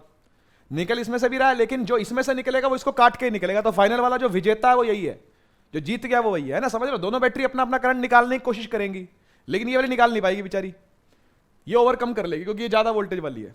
ऐसा मान लो, ऐसा समझ सकते हैं, ठीक है ना। तो देखो भाई, करंट जो है वो फाइनली यहां से निकला, ऐसे चला, ऐसे चला, ऐसे चला, ऐसे चला और ऐसे चला, है ना। तो ये डायरेक्शन ही आप लूप की ट्रैवर्स करो, इसी डायरेक्शन में आप क्या लगाओ, केवीएल लगाओ, इसी डायरेक्शन में आप अप्लाई करो किरचॉफ्स वोल्टेज लॉ। अब कैसे अप्लाई करना है वो देखो। आपने क्या करना है, आपने किसी भी पॉइंट से शुरू करना है। मान लो इस पॉइंट से आपने स्टार्ट किया, इस पॉइंट से आपने स्टार्ट किया, ठीक है ना। अब इस पॉइंट से आप ऐसे बढ़ोगे, ऐसे ऐसे ऐसे, ये लूप हो गया कंप्लीट, ठीक है ना, ये लूप हो गया कंप्लीट। ठीक है, कैसे करना है आपने, कैसे बढ़ना है, यहां से ऐसे करंट की दिशा में, करंट की दिशा में, करंट की दिशा में, करंट की दिशा में, लूप हो गया कंप्लीट, लूप हो गया कंप्लीट। ठीक है, शुरू करूं, चलो। अब मैं जो जो कर रहा हूं उसको आपने नोट करते जाना है, और जो जो मैं कह रहा हूं उसको भी नोट करते जाना है। ठीक है ना, आपको ये बात समझ में आ गई। करंट की दिशा मान लेनी है कोई भी, आप, मैंने यहां मान ली सेफ चलने के लिए, मैं ऐसा भी मान सकता था करंट की दिशा, कोई दिक्कत नहीं है। ठीक है ना, और करंट की ही दिशा में प्रेफर करा करो केवीएल को लगाने की, केवीएल की डायरेक्शन भी आप करंट की डायरेक्शन में लिया करो। तो करंट की डायरेक्शन में हम केवीएल को ट्रैवर्स कर रहे हैं, यानी चल रहे हैं। ठीक है, चले, आओ चलते हैं। देखो भाई, जब भी आप ऐसे चलोगे, ठीक है ना, इसके अक्रॉस चलोगे, तो देखो यहां पर हाइयर पोटेंशियल है, यहां पर लोअर पोटेंशियल है, तो पोटेंशियल का स्टेप डाउन हो रहा है। ध्यान से समझना क्या बोल रहा हूं। जब एक बैटरी का पॉजिटिव टर्मिनल मिले और उसके बाद नेगेटिव मिले, तो आपने स्टेप डाउन मानना है कि वोल्टेज जो है यहां गिर गई, वोल्टेज जो है वो यहां गिर गई तो माइनस का साइन, गिर गई तो माइनस का साइन, तो माइनस का साइन 2, क्योंकि वोल्टेज यहां पर इनके अक्रॉस कितनी है, 2 है, यहां पर पोटेंशियल डिफरेंस कितना है, 2 है। ठीक, आगे बढ़े, यहां आ चुके हम, आगे बढ़ते हैं, आगे बढ़ते हैं, आगे बढ़ते हैं, इस पर चलते हैं। जब कभी भी रेजिस्टेंस दिख जाए, जब कभी भी रेजिस्टेंस दिख जाए, आपने हमेशा ड्रॉप ही करना है। ठीक है ना, चाहे वो कोई भी दिशा रहे। ठीक है ना, लेकिन करंट की उल्टी दिशा में उसको राइज करते हैं, वो बाद में देखेंगे, कोई बात नहीं। ठीक है ना, अभी हम करंट की दिशा में चल रहे हैं, हम करंट की ही दिशा में चल रहे हैं, तो यहां पर क्या होगा, ड्रॉप होगा पोटेंशियल का। ठीक है ना, तो आपने फिर माइनस का साइन लगाना है, फिर माइनस का साइन लगाना है, और यहां का पोटेंशियल क्या होगा, इसमें कितना करंट घुस रहा है, करंट घुस रहा है आई, इसमें करंट घुस रहा है आई, तो आई टाइम्स आर, आई टाइम्स 2, ये होगा यहां पर ड्रॉप, ये होगा इसके अक्रॉस ड्रॉप। हो गया, आगे बढ़ते हैं। अब आ गए 3 ओम, चलते गए चलते गए चलते गए, यहां आ गया, इसके अक्रॉस भी क्या होगा, ड्रॉप होगा, क्योंकि रेजिस्टेंस है ये भी। इसके क्रॉस भी क्या होना है, ड्रॉप होना है। कितना होना है, करंट कितना जा रहा है भाई, आई करंट जा रहा है, आई टाइम्स 3, फिर से माइनस का साइन, क्योंकि जब जब रेजिस्टेंस आएगी, जब जब रेजिस्टेंस आएगी और करंट की दिशा में चलोगे तो ड्रॉप होगा, करंट की दिशा में चलोगे तो ड्रॉप होगा, तो आई इंटू 3 आई आर, यही तो होती है ना voltage, V is equal to I R. तो यहां की वोल्टेज कितनी है, यहां की वोल्टेज है आई टाइम्स 3, आई टाइम्स 3। उसके बाद देखो क्या हुआ, उसके बाद ये वाली बैटरी मिली इसको, ये वाली बैटरी मिली, यहां से चल के यहां गए थे, बैटरी मिली, ये नेगेटिव मिला, ये पॉजिटिव मिला, यानी पोटेंशियल राइज करेगा। अब बात समझ रहे हो ना, नेगेटिव से पॉजिटिव की तरफ चलेंगे अगर हम, तो स्टेप अप होगा, पोटेंशियल का क्या होगा, स्टेप अप। यहां से यहां क्या हो रहा है, स्टेप डाउन, यहां से यहां क्या होगा, यहां से यहां स्टेप अप होगा। स्टेप अप होगा तो आपने प्लस लगाना है, स्टेप अप होगा तो आपने प्लस लगाना है, और प्लस लगाया तो क्या लिखा, 3, है ना, प्लस लगाया क्या लिखा, 3, क्योंकि यहां पर वोल्टेज ही है, बैटरी है ना, बैटरी का तो पोटेंशियल डिफरेंस यही होगा 3, तो 3 वहां पर आपने लिख दिया। उसके बाद आगे चले चले चले चले, यहां आ गए, इसमें से भी करंट जो वो आई ही गुजर रहा है, तो इसके अक्रॉस जो पोटेंशियल डिफरेंस होगा फिर से ड्रॉप होगा, आई टाइम्स 1, तो नेगेटिव ऑफ आई टाइम्स 1, ये यहां पर ड्रॉप आएगा। उसके बाद आप सीधा कहां पहुंच गए, लूप जहां से शुरू किया था वहां, और आपने पूरा लूप ट्रैवर्स कर लिया, और ये इक्वल टू आएगा हमेशा 0 के, ये इक्वल टू आएगा हमेशा 0 के। ये देख लो, ये देख लो, voltage drop across all the appliances will be summed as, will be added to be 0, हमेशा क्या हो जाएगा, वो 0 हो जाएगा, वो 0 हो गया। यहां से करंट निकल जाएगा बड़े प्यार से, है ना, -2 +3 +1 2i 3i 1i 6i हो जाएगा, है ना, तो -6i +1 इज इक्वल टू 0, है ना, ये इधर चला गया 6i, और यहां 1, तो i आ गया 1/6 एम्पियर। बस ये करना है, ये करना है आपने।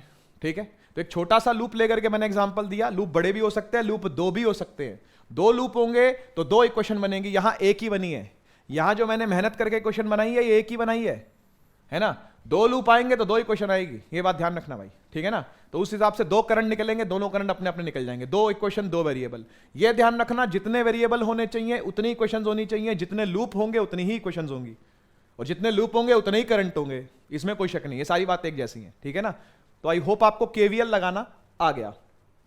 व्हीट स्टोन ब्रिज की बात करते हैं बेटा। देखो व्हीट स्टोन ब्रिज क्या होता है,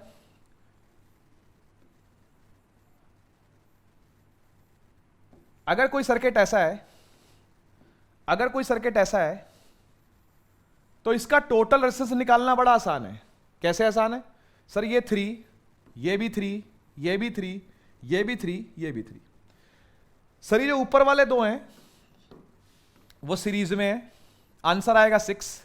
नीचे वाले 2 हैं उनका भी आंसर आएगा 6, फिर ये 6, 3 और 6 पैरेलल में हो जाएगा। बिल्कुल ठीक बात है भैया, है ना, कौन कौन? ऊपर है 6, क्योंकि 3 3 का आंसर क्या आया, दोनों सीरीज में है ना, 6 आंसर आया। नीचे नीचे वाले 3 का भी आंसर क्या आया, 6 आया। और बीच वाली जिसको छेड़ा ही नहीं था अभी तक, वो तो 3 है। अब 6 3 और 6 किस में आ गए, पैरेलल में आ गए।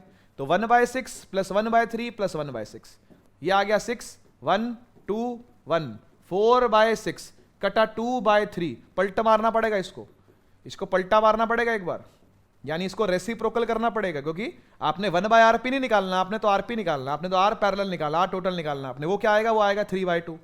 तो ये करना तो आपको 10th क्लास से आता है, इसमें कोई बड़ी बात नहीं है। ये करना तो आपको 10th क्लास से आता है। इसकी टोटल डिस्टेंस तो आप फाइंड कर लोगे, लेकिन इसकी टोटल डिस्टेंस आप फाइंड कैसे करोगे?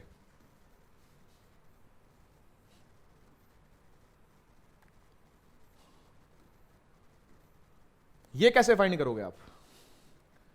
ये कैसे फाइंड करोगे आप? तो ये फाइंड कर सकते हैं हम केवीएल से, ठीक है। यहां पर जो करंट और वोल्टेज की जो बातें हैं वो केवीएल से निकाली जा सकती है, ठीक है ना। तो केवीएल से निकालने के बाद अपने को एक रिजल्ट मिलता है, वो सीधा रिजल्ट पर आता हूं मैं, है ना। पूरा मैटर डिस्कस करने का टाइम अपने पास नहीं है ना। सीधा अपन मुद्दे पर आते हैं। मुद्दा ये है कि भैया यहां की रेजिस्टेंस P है, यहां की रेजिस्टेंस Q है, यहां की R है, यहां की S है, और यहां की PQRST ले लेते हैं, ठीक है ना, PQRST, ठीक है।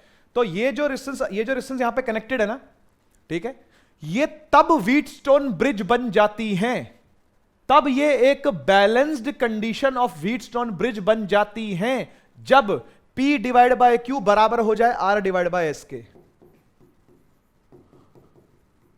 ऐसा हो जाए अगर, तो सर इसके बाद क्या होगा? ठीक है, हम समझ गए।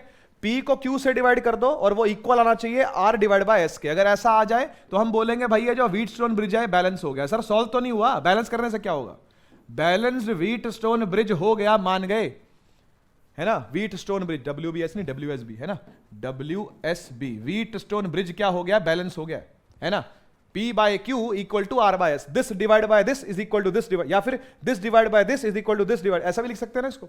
R को नीचे ले जाऊं, Q के ऊपर ले जाऊं, तो P/R is equal to Q/S, कोई दिक्कत नहीं, एक ही बात है, ठीक बात है भाई, है ना। तो ये तो बैलेंस कंडीशन आ गई। इसके बाद क्या होगा सर? बेटा जिस दिन आपको ये बैलेंस कंडीशन ऑब्टेन हो गई, उस दिन से आपने इसको भूल जाना है हमेशा के लिए। किसको? ये बीच वाले को। आपको ये मान लेना कि ये कनेक्टेड ही नहीं है। ऐसा क्यों कर रहे हो सर इसके साथ? इस बेचारे के साथ ऐसा क्यों कर रहे हो सर? इसको बुरा लगेगा सर। बुरा नहीं लगेगा भाई, बुरा इसलिए लगेगा क्योंकि इसमें से कोई करंट फ्लो करेगा ही नहीं। अगर ये कंडीशन बन जाती है ना, तो यहां का पोटेंशियल और यहां का पोटेंशियल असल में सेम हो जाता है। इन दो पॉइंट्स का पोटेंशियल सेम होने के चलते इसमें कोई करंट पास करता ही नहीं है। जब इसमें से कोई करंट पास करेगा ही नहीं, तो फिर रेजिस्टेंस है क्यों? रेजिस्टेंस होती किस लिए है? करंट को अपोज करने के लिए। अबे करंट ही नहीं है तो रेजिस्टेंस का क्या ही काम? रेजिस्टेंस पर कोई वोल्टेज गिरेगी क्या? नहीं गिरेगी।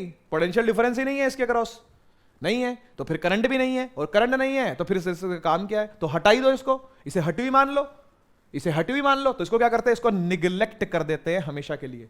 जब तक ये व्हीटस्टोन ब्रिज बैलेंस रहेगा तब तक इस बीच वाली को क्या करेंगे? निगलेक्ट कर देंगे, सरे से नकार देंगे इसको हम खड़े देंगे, इज्जत नहीं करेंगे हम इसकी, ठीक है ना। तो इसकी इज्जत कर दी बंद, इसकी इज्जत करनी कर दी बंद। अब जो बच गया है उसको बना लो। कौन बचा?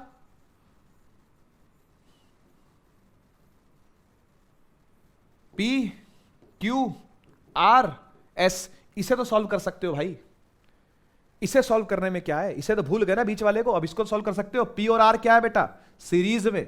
Q और S क्या है बेटा? सीरीज में। उसके बाद पैरेलल का फॉर्मूला लगा और खत्म, पैरेलल का फॉर्मूला लगाया और खत्म, आ जाएगा। बात समझ में आ गई? ऐसी कंडीशन को बोलते हैं व्हीटस्टोन ब्रिज, ठीक है। अब व्हीटस्टोन ब्रिज कई प्रकार के होते हैं भाई, व्हीटस्टोन ब्रिज कई प्रकार के होते हैं। एक तो ये है अपना ट्रेडिशनल, अपना प्यारा ये तरीका, इस तरीके से ड्रॉ मिलेगी आपको। मैं ड्राइंग कर करके दिखा रहा हूं कि व्हीटस्टोन ब्रिज आप सारे पहचान पाओ, आप सारे व्हीटस्टोन ब्रिज पहचान पाओ। देखो ऐसा ही हो सकता है।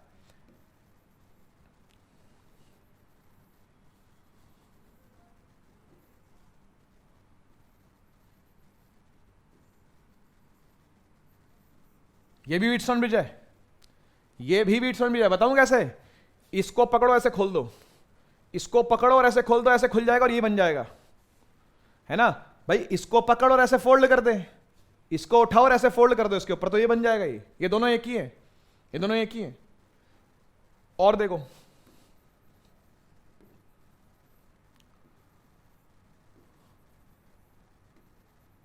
ये भी व्हीटस्टोन है भाई, ठीक है, ये भी व्हीटस्टोन है, व्हीटस्टोन जैसे ही तो है, अबे तार ही तो है भाई, तार ऐसे हो सकती है, ऐसे ऐसे जैसे मर्जी, ये भी व्हीटस्टोन है भाई। ले, मानता नहीं ना भाई तू मेरी बात।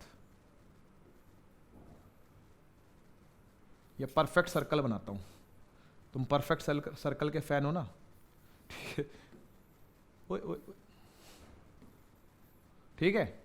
तो अब मान लो यहां यहां हमने रेजिस्टेंस कनेक्ट कर रखी है, यहां यहां यहां यहां और यहां बीच में भी, और ऐसे जोड़ रखा है इसको। ये भी व्हीटस्टोन ब्रिज है, ये भी व्हीटस्टोन, ये भी व्हीटस्टोन, ये भी व्हीटस्टोन, और देखो, हाँ एक तो रह गया, एक तो रह गया, ये वाला, ये भी व्हीटस्टोन है, ठीक है, ये भी व्हीटस्टोन है। अगर यहां पर कोई रेजिस्टेंस कनेक्ट नहीं होती, मतलब ये ऐसा होता तो, अगर ये ऐसा होता तो ऐसा और ऐसा सीधा सीधा एक वायर कनेक्ट कर दी गई जिसकी रेजिस्टेंस कुछ नहीं है, तो ये पैरेलल है बेटा, this is pure parallel, this is pure parallel, ठीक है, पैरेलल, ओके, ये प्योर पैरेलल है। कैसे बताऊं, ये देखो, ये देखो, सपोज करो ये ए पोटेंशियल पर है, ये बी पोटेंशियल पर है, यहां से यहां तो ये भी ए पर होगा, तो ये भी ए पर होगा, क्योंकि कोई और, अरे यार कोई और रेजिस्टेंस ही नहीं है तो ड्रॉप क्यों होगा? केवीएल सोचो लगा के, यहां से यहां कोई रेजिस्टेंस ही नहीं तो ड्रॉप क्यों होगा? तो जितना पोटेंशियल यहां होगा उतना यहां होगा, यहां बी है तो यहां भी होगा, तो यहां भी होगा, है ना, इधर भी कोई ड्रॉप नहीं हुआ पोटेंशियल का, ठीक है। तो अब आप हर रेजिस्टेंस से पूछो जरा जाके, इससे पूछो जाके, बता बेटा कितना पोटेंशियल डिफरेंस है तेरे आसपास, बोलेगी वी ए बी। इससे पूछ जाके कितना पोटेंशियल डिफरेंस तेरे आसपास, बोलेगी वी ए बी। इससे पूछो जरा जाके बेटा कितना पोटेंशियल डिफरेंस तेरे आसपास, बोलेगी वी ए बी। इसका मतलब क्या हुआ? इसका मतलब हुआ कि हर रेजिस्टेंस के across A B A B A B, parallel में ही ऐसा होता है कि जब पोटेंशियल डिफरेंस क्या हो, सब पर सेम हो, तो ये असल में पता क्या है, ये असल में ये है और कुछ नहीं है, ये यही है भाई, तरीका अलग अलग है बनाने का बस, ठीक है ना। ये ए, ये बी, तो ये भी ए, तो ये भी ए, तो ये भी ए, और ये बी, तो ये भी बी, तो ये भी बी, तो ये भी। अब इससे पूछो तेरे आसपास कितनी वोल्टेज है, बोलेगी ए बी। इससे पूछो कितनी है, बोलेगी ए बी। इससे पूछो बोलेगी कितनी है, ए बी। और बैटरी करंट भी कितनी है, ए बी। तो ये पैरेलल नहीं बोलोगे क्या इसको? आप इसको पैरेलल नहीं बोलोगे क्या? तो ये पैरेलल क्यों नहीं है फिर? यही पैरेलल है, ठीक है ना। लेकिन अगर मैंने इन वायर्स पर कोई रेजिस्टेंस ज्वाइन कर दी, ठीक है ना, तो आपने बस यही करना है। अब ये P, ये Q, ये R, ये S, ये T। P by Q is equal to R by S, T को भूल जाओ। P Q R S T, T को भूल जाओ, P by Q R by S। ये भी ऐसा ही है, P Q R S और T। P by Q is equal to R by S, T को हमेशा के लिए भूल जाओ। P Q R S T को हमेशा के लिए भूल जाओ, P by Q is equal to R by S। P Q R S T को हमेशा के लिए भूल जाओ, P by Q is equal to R by S अगर हो जाए तो। ये सब बैलेंस व्हीटस्टोन ब्रिज की कंडीशन है। तो दोस्तों स्विचेस की बात करते हैं भाई। देखो स्विच क्या होता है, ये भी एक छोटा सा अप्लायंस है, इलेक्ट्रिकल अप्लायंस है ये भी, ठीक है ना। इस तरह की लगी रहती है, इस तरह की लगी रहती है, ठीक है। अगर आपने इस की को ऊपर उठा दिया, मतलब ऐसा होता है, ये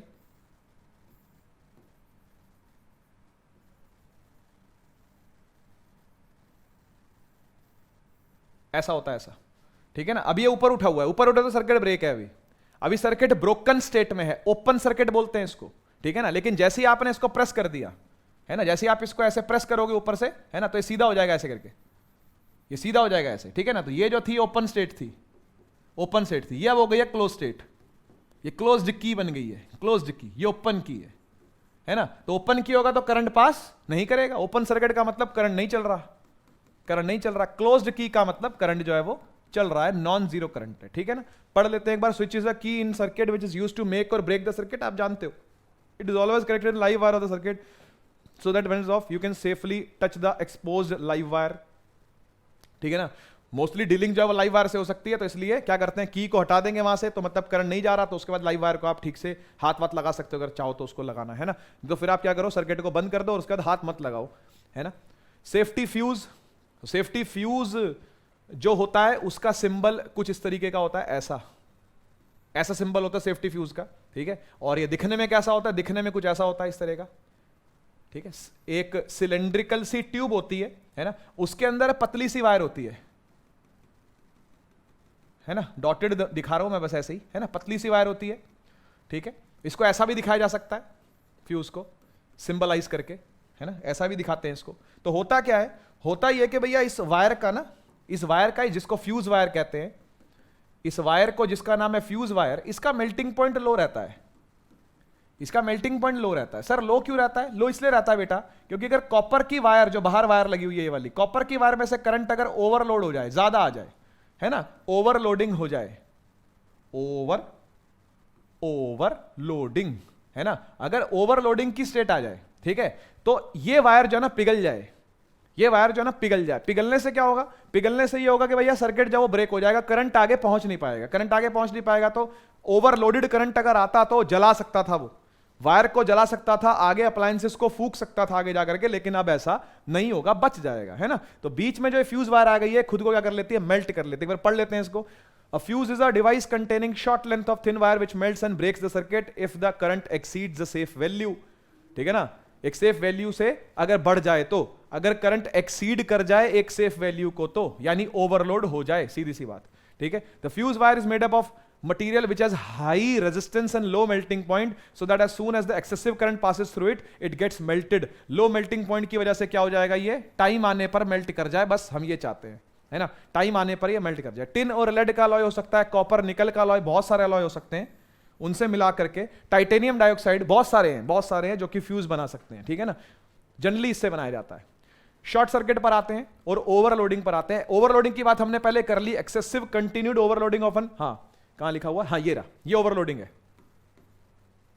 ये ओवरलोड है, ठीक है ना, ये ओवरलोड है, ये शॉर्ट सर्किट है, ये शॉर्ट सर्किट है, ठीक है। ओवरलोडिंग का मतलब क्या होता है, जब बहुत ज्यादा करंट आ जाए, लार्ज करंट आ जाए as compare to the normal current, जितने की आदत ना हो वायर को होल्ड करने की, जितना करंट वायर होल्ड ना कर पाए उससे ज्यादा वैल्यू को अगर करंट वायर में आ जाए, ठीक है ना, तो क्या करता है वो ओवर हीटिंग कॉज कर देगा, सर्किट की ओवर हीटिंग, यानी सर्किट गर्म होना स्टार्ट हो जाएगा, अप्लायंसेस जो है वो हीट होना स्टार्ट हो जाएंगे, ठीक है। The circuit is said to be overloading of, this is said to be overloading of the electrical circuit, इसको ओवरलोडेड बोलते हैं कि सर्किट ओवरलोड हो गया है ना। तो फ्यूज उसके अंदर हेल्प करता है बचाने से। शॉर्ट सर्किट क्या होता है? शॉर्ट सर्किट होता है कि जब न्यूट्रल वायर और लाइव वायर आपस में कहीं टच हो जाए तो एक्सेसिव करंट पास हो जाता है उस लो रेजिस्टिव पाथ में से। जैसे मैं आपको समझाता हूं इस बात को, मान लो बेटा बैटरी है, ये बैटरी है, जो बैटरी का पॉजिटिव टर्मिनल होता है वो लाइव वायर होती है, मतलब जहां से करंट आता है, जहां से करंट आता है वो लाइव वायर है ना, और जहां से करंट जाता है नेगेटिव वाला उसे न्यूट्रल वायर बोलते हैं।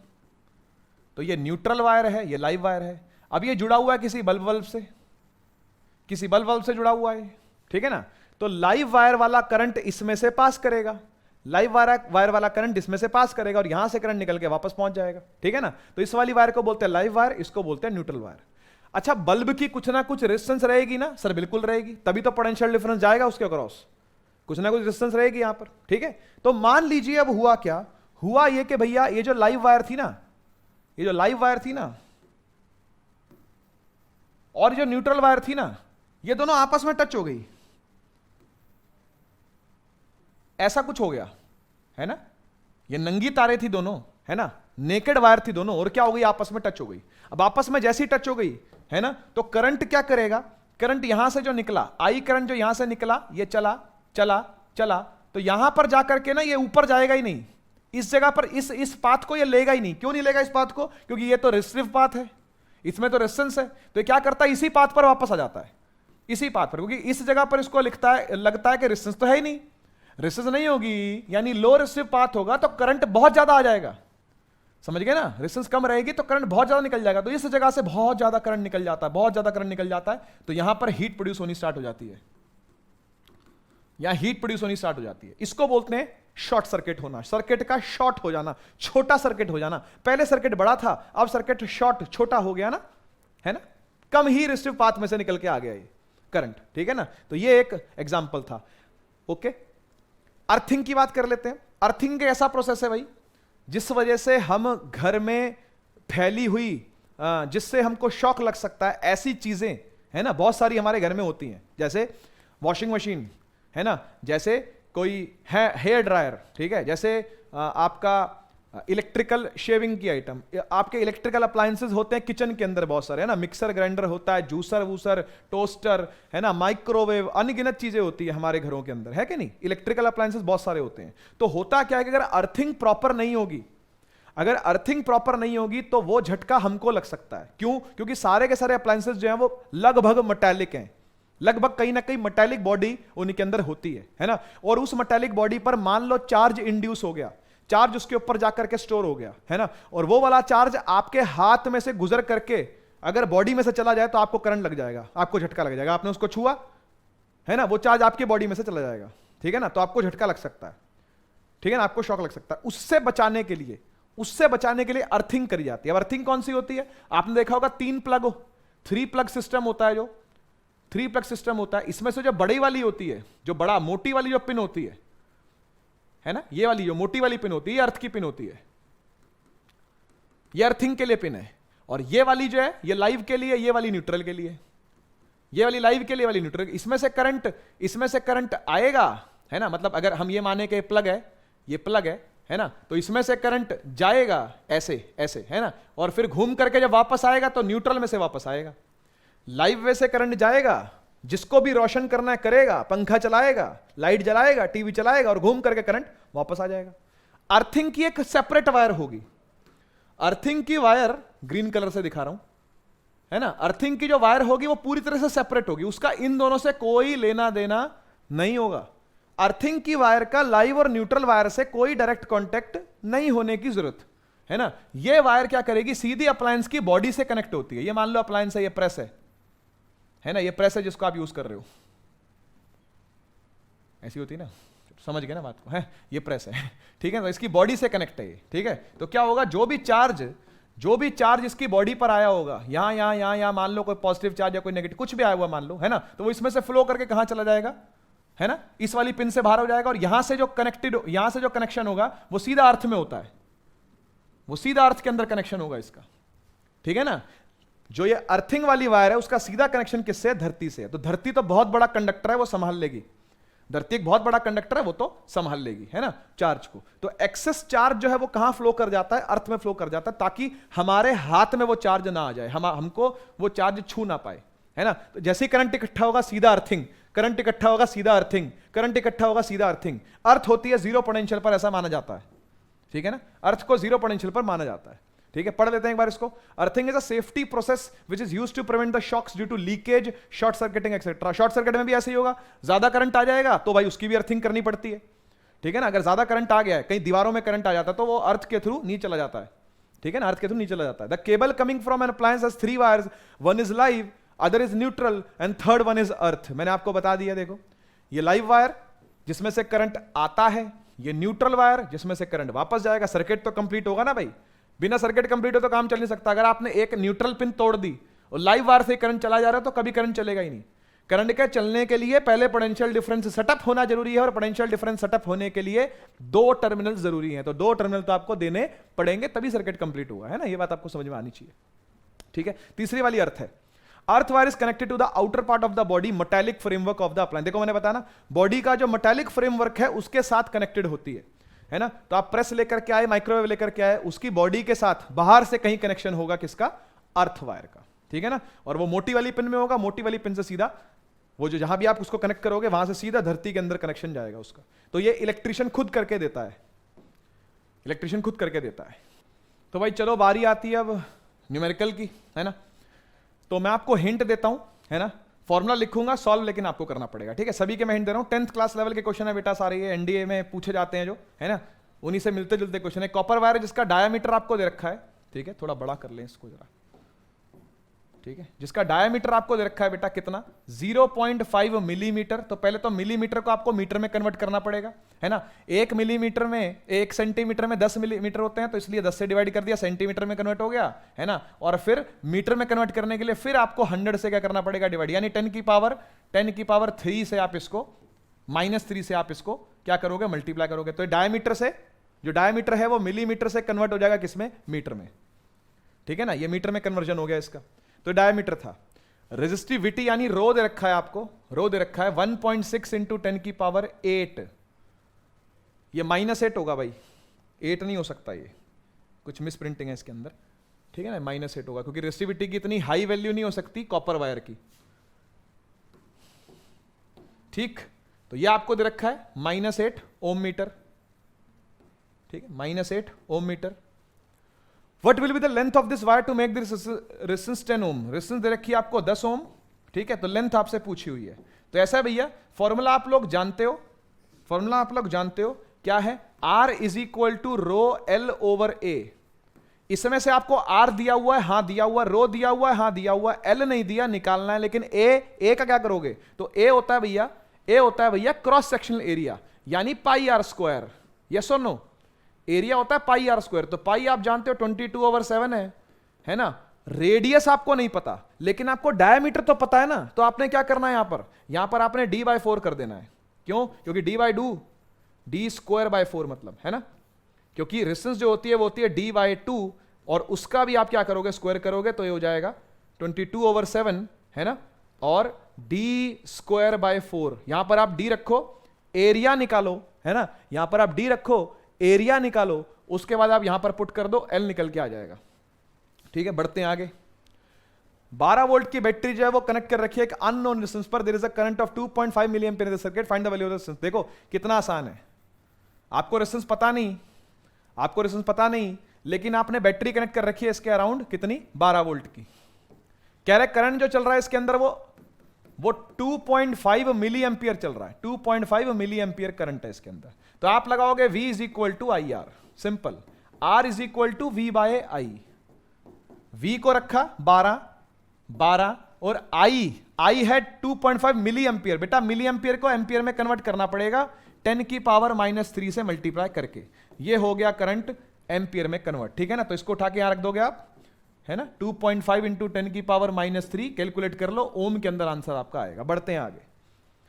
Battery of 9 volt is connected in series with resistor इतना respectively, how much current would flow through the 12 ohm resistor. देखो ऐसा है भैया, कितने भी रेजिस्टेंस कनेक्ट कर रखे हो, कितने भी कनेक्ट कर रखे हो, क्या फर्क पड़ता है, सब में से करंट जो फ्लो करेगा वो तो सेम ही करेगा। सीरीज के अंदर करंट तो सेम रहता है, पोटेंशियल अलग अलग होगा, लेकिन करंट तो सेम ही रहेगा। तो ये कितना कितना दे रखा है, 0.2, 0.3, 0.4, 0.5, और एक और रेजिस्टेंस है, एक और रेजिस्टेंस है, कितनी, 12 ओम की, है ना, 12 ओम की एक और रेजिस्टेंस है। तो आपने क्या करना है, आपने सीरीज का फॉर्मूला लगाना है, नेट रेजिस्टेंस निकाल लेनी है, सीरीज का फॉर्मूला लगाना है, नेट रेजिस्टेंस निकाल लेनी है, ठीक है। और वोल्टेज नेट दे रखी है 9 वोल्ट्स, इन सबको ऐड करेंगे, RT आ जाएगा, V आ जाएगा, आपने लगाना है V is equal to IR और I निकाल लेना है, ये काम करना है आपने। बढ़ते हैं आगे। ये क्वेश्चन अच्छा भैया, 176 ओम के कितने रेजिस्टर लगाए पैरेलल के अंदर, ठीक है ना, पैरेलल के अंदर लगाए जा रहे हैं, लगाए जा रहे हैं, लगाए जा रहे हैं, लगाए जा रहे हैं, कितने लगाए, कितने लगाए, समझ नहीं आ रहा भाई, समझ नहीं आ रहा भाई कितने रेजिस्टर लगाए, है ना। लेकिन हमारे पास हर रेजिस्टर की वैल्यू 176 है, ये फिक्स हो रखी है, ठीक है। लेकिन हमको ये पता है कि जो लाइन है, लाइन का मतलब होता है, लाइन का मतलब होता है जो वोल्टेज सोर्स है हमारा, यानी जो बैटरी है हमारी, वो कितने की है, 220 वोल्ट की है, और जो कि करंट निकाल सकती है 5 एम्पियर का, जो कि करंट निकाल सकते हैं 5 एम्पियर का, इससे ऊपर नहीं निकाल सकती, ठीक है ना। तो वोल्टेज आपने लेनी है 220, करंट आपने लेना है 5, और आपने निकालना है RT। RT होता है V/I, V कितना है 220, ये मैं पूरा करके दिखाता हूं। करंट होता है 5, 5 चौक 20, 5 चौक 20, 44 ओम। टोटल रेजिस्टेंस आ गई 44 ओम। टोटल रेजिस्टेंस जो आप लगा सकते हो वो कितनी है, वो 44 ओम है ना। अब आपके पास कितने सारे 176 ओम के रेजिस्टर हो पैरेलल में कनेक्ट के वो मिल करके 44 ओम बनाएं, कितने सारे 176 ओम के रेजिस्टर हम पैरेलल में लगाएं कि वो मिल करके 44 ओम की रेजिस्टेंस निकालें। तो उसके लिए हम क्या करेंगे, हम यहां पर एक सिंपल सा फॉर्मूला लगाएंगे भैया, कौन सा, पैरेलल वाला, है ना। 1/R parallel is equal to 1/R1 plus 1/R2 plus 1/R3 and so on. R1 R2 R3 सब सेम है, सब 176 ओम के हैं, है ना। तो इसलिए आपने क्या करना है, आपने यहां पर 176 रख देना। कितनी बार, n टाइम्स, पता नहीं ना भाई, n की वैल्यू फाइंड कर लेंगे हम। तो ये होगा 1/R parallel is equal to n upon 176, और 1 अपॉन आर पैरेलल कितना है, वो रहा 44, वही तो है ना टोटल रेजिस्टेंस। टोटल रेजिस्टेंस जो है वो कितनी है, 44 है, 176 ऊपर जाएगा, 44 नीचे है, ठीक है, तो n निकल के आ जाएगा 176 डिवाइड बाय 44, ठीक है, काटे इसको, 4 पे कटेगा, n आ गया 4, 1 2 3 4, ठीक है ना, 4 रेजिस्टर कनेक्ट करने चाहिए आपको, ये आंसर है इसका। Show how would you connect 3 resistor each of resistance 6 ohm so that the combination has a resistance of 9 ohm and 4 ohm. कह रहा है कि भैया आपके पास 3 6 ओम के रेजिस्टर हैं, 3 6 ओम के रेजिस्टर हैं, उनको ऐसे जोड़ के दिखाओ कि आपका नेट रेजिस्टेंस बने 9 ओम, उनको ऐसे जोड़ के दिखाओ कि आपका नेट रेजिस्टेंस बने 4 ओम। तो भैया इसको करने का तरीका यह है कि 3 रेजिस्टर को लॉजिकली जोड़ने के 4 ही तरीके हैं बस, 3 रेजिस्टर को लॉजिकली जोड़ने के 4 ही तरीके हैं बस। कौन कौन से 4 तरीके हैं? पहला प्योर सीरीज, दूसरा प्योर पैरेलल, ठीक है, तो एक बार दोनों को जोड़ के लिख लेते हैं, 6 6 6, क्या आंसर आना चाहिए भैया, 18 ओम। क्या दे रखा है, नहीं दे रखा, तो तरीके को हटाओ, 6 6 6 है ना, तो ये हो जाएगा 1/6 1/6 1/6 3/6, 3/6 को पलटेंगे तो 2 आएगा, तो इसका आ रहा है 2 ओम, तो ये भी गलत है, ये भी ठीक नहीं है, तो फिर कौन सा ठीक है भाई, कौन सा ठीक है, जो बचे हुए 2 हैं, ये तरीका 1, ये तरीका 2। अब तरीका तीसरा देखो बेटा, तीसरा तरीका ये है, एक को रखो सीरीज में, बाकी दोनों को पैरेलल में, ये तरीका नंबर 3 है। 6 6 6, इस 6 6 का आंसर होगा 3, करके देख लो आप, 1/6 प्लस 1/6 ऐड करोगे 2/6, पलटोगे 6/2, आंसर आएगा 3, इन दोनों का आंसर आ गया 3, 3 में 6 जोड़ोगे आंसर आएगा 9, 9 ओम मिल गया आपको, पहला मिल गया आपको। ऐसे जोड़ना है, ऐसे जोड़ना है आपने, एक को सीरीज में 2 और बाकी 2 को पैरेलल में। और ऐसी 4 ओम को कैसे जोड़ेंगे, तो इसके लिए लास्ट तरीका, जो चौथा तरीका है वो ये है, 2 रखो सीरीज में और 1 उसके पैरेलल में, ऐसे रखो आप, 6 6 6, ये 6 और 6 दोनों सीरीज में, 12 आंसर होगा। 12 और 6 का पैरेलल ले लो, आओ दिखाऊं, ऊपर 6 और नीचे 12, ठीक है ना। अगर ऐसे दे रखा है आपको, 6 और 12 दे रखा है, तो ऊपर करो मल्टीप्लाई और नीचे करो ऐड, ऊपर करो मल्टीप्लाई नीचे करो, 12 6 72 और 12 6 12 और 6 18, ठीक है ना। तो काट लेते हैं इसको, ये हो जाएगा 18 4 है ना, 4, ठीक है, 4 ओम आंसर आ गया, और 4 ही अपने को ढूंढना था, तो ये चौथा तरीका है। मैं हट जाता हूं, एक बार देख लो आप आराम से, ये 4 तरीके जोड़ने के, 3 रेजिस्टर को जोड़ने के 4 तरीके हैं।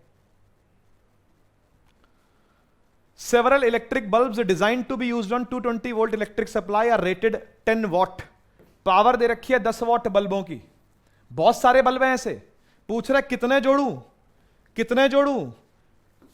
220 वोल्ट के अक्रॉस के करंट 5 एंपियर से ऊपर ना निकले, ये लिखा हुआ है, मैक्सिमम अलाउएबल करंट 5 एंपियर हो, यानी 5 एंपियर से करंट एक्सीड ना कर जाए, तो कितने बल्ब मुझे जोड़ने चाहिए, ठीक है ना, तो मुझे कितने बल्ब जोड़ने चाहिए। ओके, तो हम एक काम करते हैं, इन दोनों से हम नेट पावर निकाल लेते हैं, ठीक है, V और I से टोटल पावर निकाल लेते हैं। टोटल पावर क्या होती है, P is equal to VI। V कितना है 220, I कितना है 5, ये हो जाएगा 1100 वाट, ठीक है ना भाई, ये टोटल पावर आई है बेटा, ये टोटल पावर आई है। अब 10 वाट को पैरेलल में जोड़ते जाना है, तो पैरेलल में पावर जो होती है वो ऐड होती है, पैरेलल में पावर जो है वो कंस्टिट्यूट होकर के बड़ी होती जाती है, तो नेट पावर जो आएगी, यानी जो PT आएगी, वो आएगी N टाइम्स P, भाई P plus P plus P plus P plus कितनी बार है, N बार, तो NP हो गया, है ना। तो अब ये N निकालना है, अपने PT दे रखा है 1100, N आपको पता नहीं है, और 1 की पावर दे रखी है 10, 0 0 काट दिया, N आ गया 110 बल्ब। कितने बल्ब जोड़ सकते हो, 110 बल्ब जोड़ सकते हो। ये अच्छे लेवल के क्वेश्चन है, 10th के हैं, लेकिन लेवल अच्छा है इन क्वेश्चंस का, इसलिए ये पूछे जा सकते हैं। ओके, एक और देखते हैं भैया, 2 लैंप है, यानी 2 बल्ब है, एक 100 वाट का है 220 वोल्ट पर जले तब, और एक 60 वाट का है 220 वोल्ट पर जले तब, इनको पैरेलल में जोड़ रखा है, यानी पैरेलल में तो दोनों को बराबर वोल्टेज मिल ही जाएगी। ये पैरेलल में कनेक्शन दिखा देता हूं, ये बल्ब नंबर 1, ये बल्ब नंबर 2, ये बल्ब है 100 वाट का और ये बल्ब है 60 वाट का, और 220 वोल्ट की बैटरी जो है वो दोनों के अक्रॉस कनेक्टेड है, यहां भी कनेक्टेड है, यहां भी कनेक्टेड है, ऐसा समझ सकते हो। दोनों पर पोटेंशियल जो पड़ रहा है वो 220 वोल्ट पड़ रहा है। अब करंट निकालना है, टोटल आई निकालना है। भैया इसके अंदर करंट कुछ अलग होगा I1, इसके अंदर करंट कुछ अलग होगा I2, सही बात है ना। इसके अंदर करंट कुछ अलग है, इसके अंदर करंट, दोनों के अपने अपने करंट निकाल लिए जाते हैं, दोनों के अपने अपने करंट निकाल लेते हैं। कैसे निकलेंगे? P is equal to VI, इसका P कितना है 60, इस पर वोल्टेज कितनी पड़ रही है 220, और इस पर इसमें करंट कितना घुस रहा है I2। सेम टू सेम नीचे वाले के भी लगाऊंगा, नीचे वाले का पावर है 100 वाट, वोल्टेज है 220 और करंट है I1। I1 और I2 को जोड़ देता हूं, टोटल I आ जाएगा। ठीक है, तो I1 कितना है? I1 है 100 बटा 220, 60 बटा 220, 160 बटा 220, 8 बटा 11 एंपियर, ये टोटल करंट है। दोनों में से कौन ज्यादा एनर्जी लेगा? 250 वॉट का टीवी सेट 1 घंटे में चले तो, या 1200 वॉट का 10 मिनट में चले तो। तो भैया ऐसा है कि पावर टीवी की, पहले टीवी की बात कर लेते हैं। तो टीवी की पावर आपको दी हुई है, टीवी की पावर आपको दी हुई है 250 वाट, टाइम चलाया 1 घंटा। टोस्टर पावर दी हुई है 1200 वाट, टाइम चलाया 10 मिनट। घंटे में कर लो चेंज, इसको किलोवाट में चेंज कर लो, 1000 से डिवाइड करके किलोवाट में चेंज कर लो, इसको भी 1000 से डिवाइड करके किलोवाट में चेंज कर लो। पावर आ जाएगी यहां से 0.25, है ना।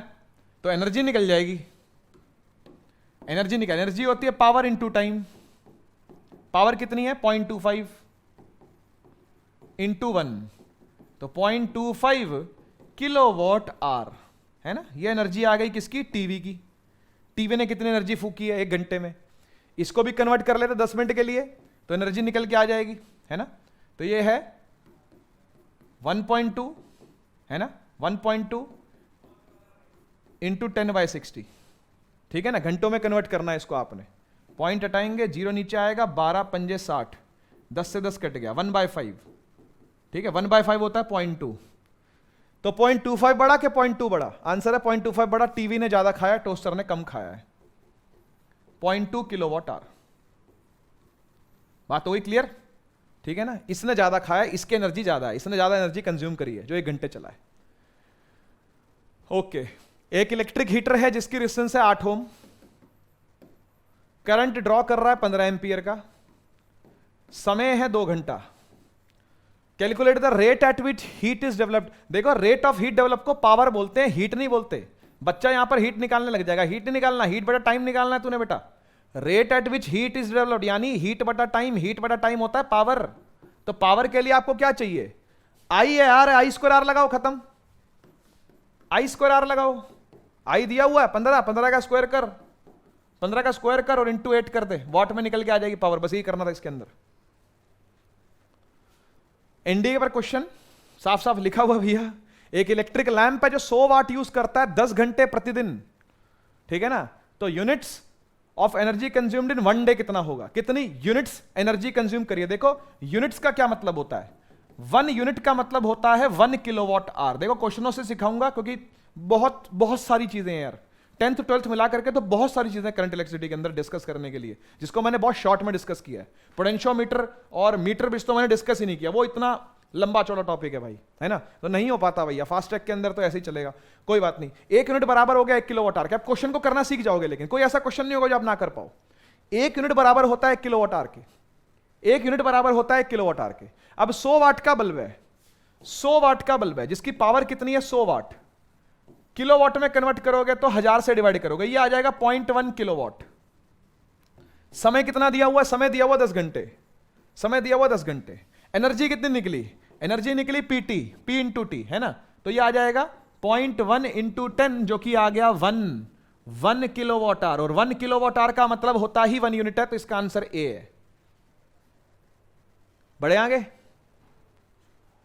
The main power supply in India is 220 volts where as that in US is 110 volts, which among the following statement in this regard is correct? तो बच्चों देखो, ये कह रहा है कि भैया ज्यादा, तो इसका आंसर ए है भाई।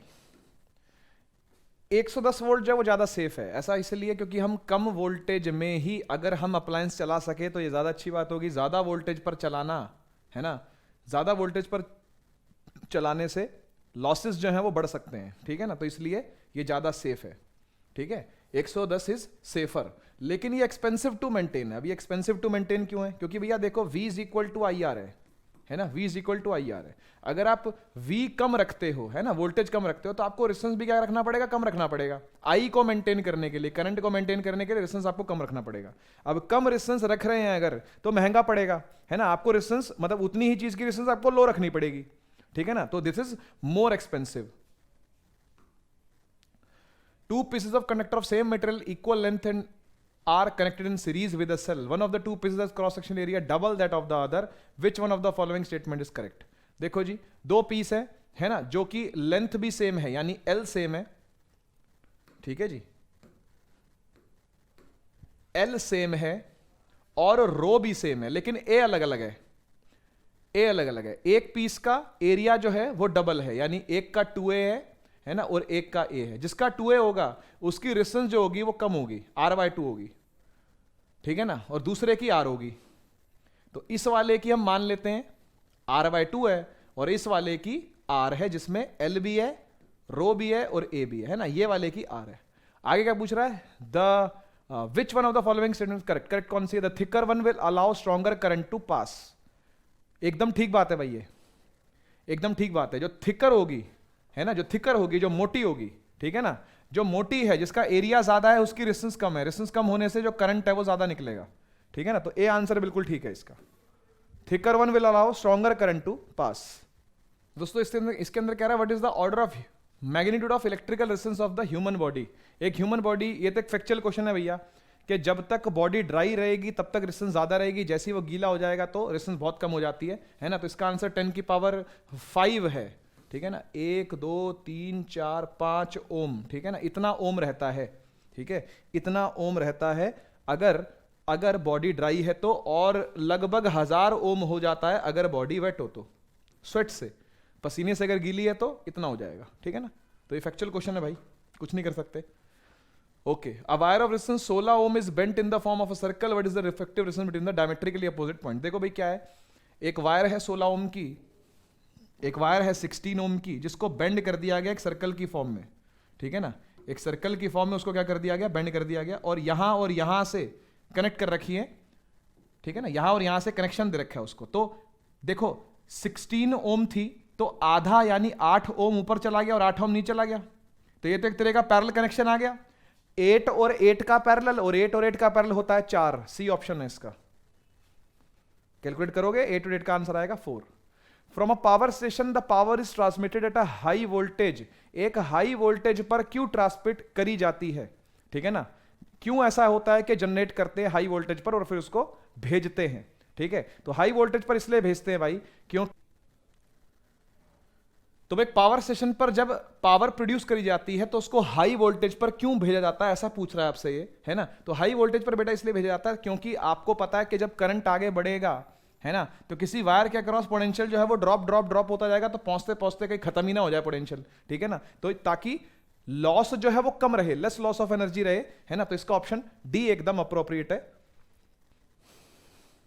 तो बेटा इस क्वेश्चन के अंदर कह रहा है which one among the following is the correct order of power consumption for light of equal intensity. अगर एक ही इंटेंसिटी की लाइट है तो पावर कंजम्पशन किसमें ज्यादा किसमें कम होती है, तो इसका मतलब ये भी एक फैक्चुअल क्वेश्चन है कि भैया एलईडी जो है वो कम पावर कंज्यूम करती है, उससे ज्यादा सीएफएल और उससे ज्यादा फ्लोरोसेंट ट्यूब जो है, तो बी ऑप्शन इसका एकदम सही है। इसलिए ऐसा कहा भी जा रहा है कि भैया एलईडी पर आओ, है ना, सीएफएल पर आओ, ये सब ज्यादा प्रमोट कर रहे हैं।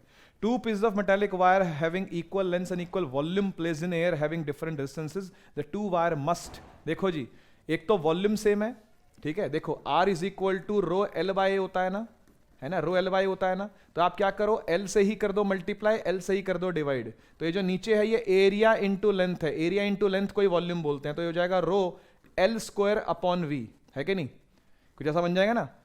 R is equal to rho L square upon V. तो ये वॉल्यूम है। अब ये क्या कह रहा है कि लेंथ भी और वॉल्यूम भी दोनों क्या है, सेम है ना। The two piece the metallic wire having equal length and equal volume, ठीक है, placed in air having different resistances, ठीक है। तो फिर ये रेजिस्टेंस जो है वो अब अल्टीमेटली डिपेंड किस पर कर रही है, डिपेंड कर रही है रेजिस्टिविटी पर, यानी मटेरियल पर डिपेंड कर रही है। तो मटेरियल ही चेंज होगा, है ना। तो बी ऑफ डिफरेंट मटेरियल्स, ये बात पक्की है। The two wires must be of different materials, ये बात पक्की है, ठीक है। बढ़ते हैं आगे।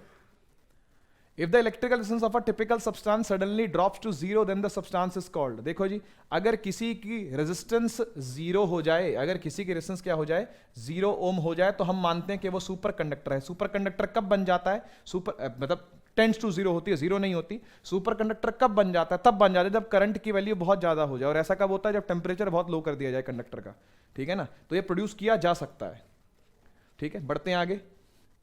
Which one of the following is correct? Lightning is formed when? Lightning कब form होती है भैया? Similar charges of electricity rush towards each other and then get repelled. The clouds strike against the impurities in air and the friction बंद नहीं। Strong opposite charges in different clouds break down the resistance offered by the intervening air. C option एकदम सही है। बाकी सारे आपको दिखे नहीं, फालतू की बातें हैं। इम्प्योरिटीज की ऐसी कोई सच बात नहीं होती। रिपेल होंगे तो भैया कोई मतलब नहीं है उनका। घर्षण होता है तो एक दूसरे चिपकते हैं, क्योंकि अपोजिट चार्ज ही होता है दोनों क्लाउड्स के अंदर, तभी बीच की जो मीडियम होता है उसका डाइलेक्ट्रिक ब्रेकडाउन हो जाता है, तो बिजली चमकती है दोनों के बीच की, है ना। तो ये इसका रीजन है। Which one among the following cases Ohm's law is not valid? Ohm's law कहां वैलिड नहीं है? तो भैया इसका आंसर है कि जंक्शन डायोड पर वैलिड नहीं होता। जंक्शन डायोड जो होती है वो एक सेमीकंडक्टर है भाई, तो सेमीकंडक्टर के लिए ओम्स लॉ वैलिड नहीं होता। कंडक्टर्स के लिए ही ओम्स लॉ वैलिड होता है भाई, ठीक है। और एक पर्टिकुलर टेम्परेचर पर ओम्स लॉ वैलिड है, ठीक है। तो ये था भैया आप लोगों का लेक्चर, है ना। काफी लंबा लेक्चर है भाई, तो क्या करें समझाना था, पढ़ाना तो था ही, है ना। इसमें टॉपिक्स भी बहुत सारे हैं, तो मैं होप करता हूं कि आप अपनी पढ़ाई अच्छे से कर रहे होंगे। करंट इलेक्ट्रिसिटी और एक बहुत बड़ी बला के रूप में एक बहुत बड़े पहाड़ के रूप में जो सामने खड़ा रहता है, वो आपका कंप्लीट हो गया है। कुछ एनडीए क्वेश्चन में प्रैक्टिस किए ताकि आप लोगों को कॉन्फिडेंस मिले कि हाँ भाई हम अब फोड़ देंगे, अब हमसे फौजी बनना दूर नहीं है, है ना। एक फौजी की वर्दी अब हमसे दूर नहीं रह गई है ना। तो मिलेंगे फिर अगली बार, है ना। तब तक के लिए take care, tata, bye bye, जय हिंद।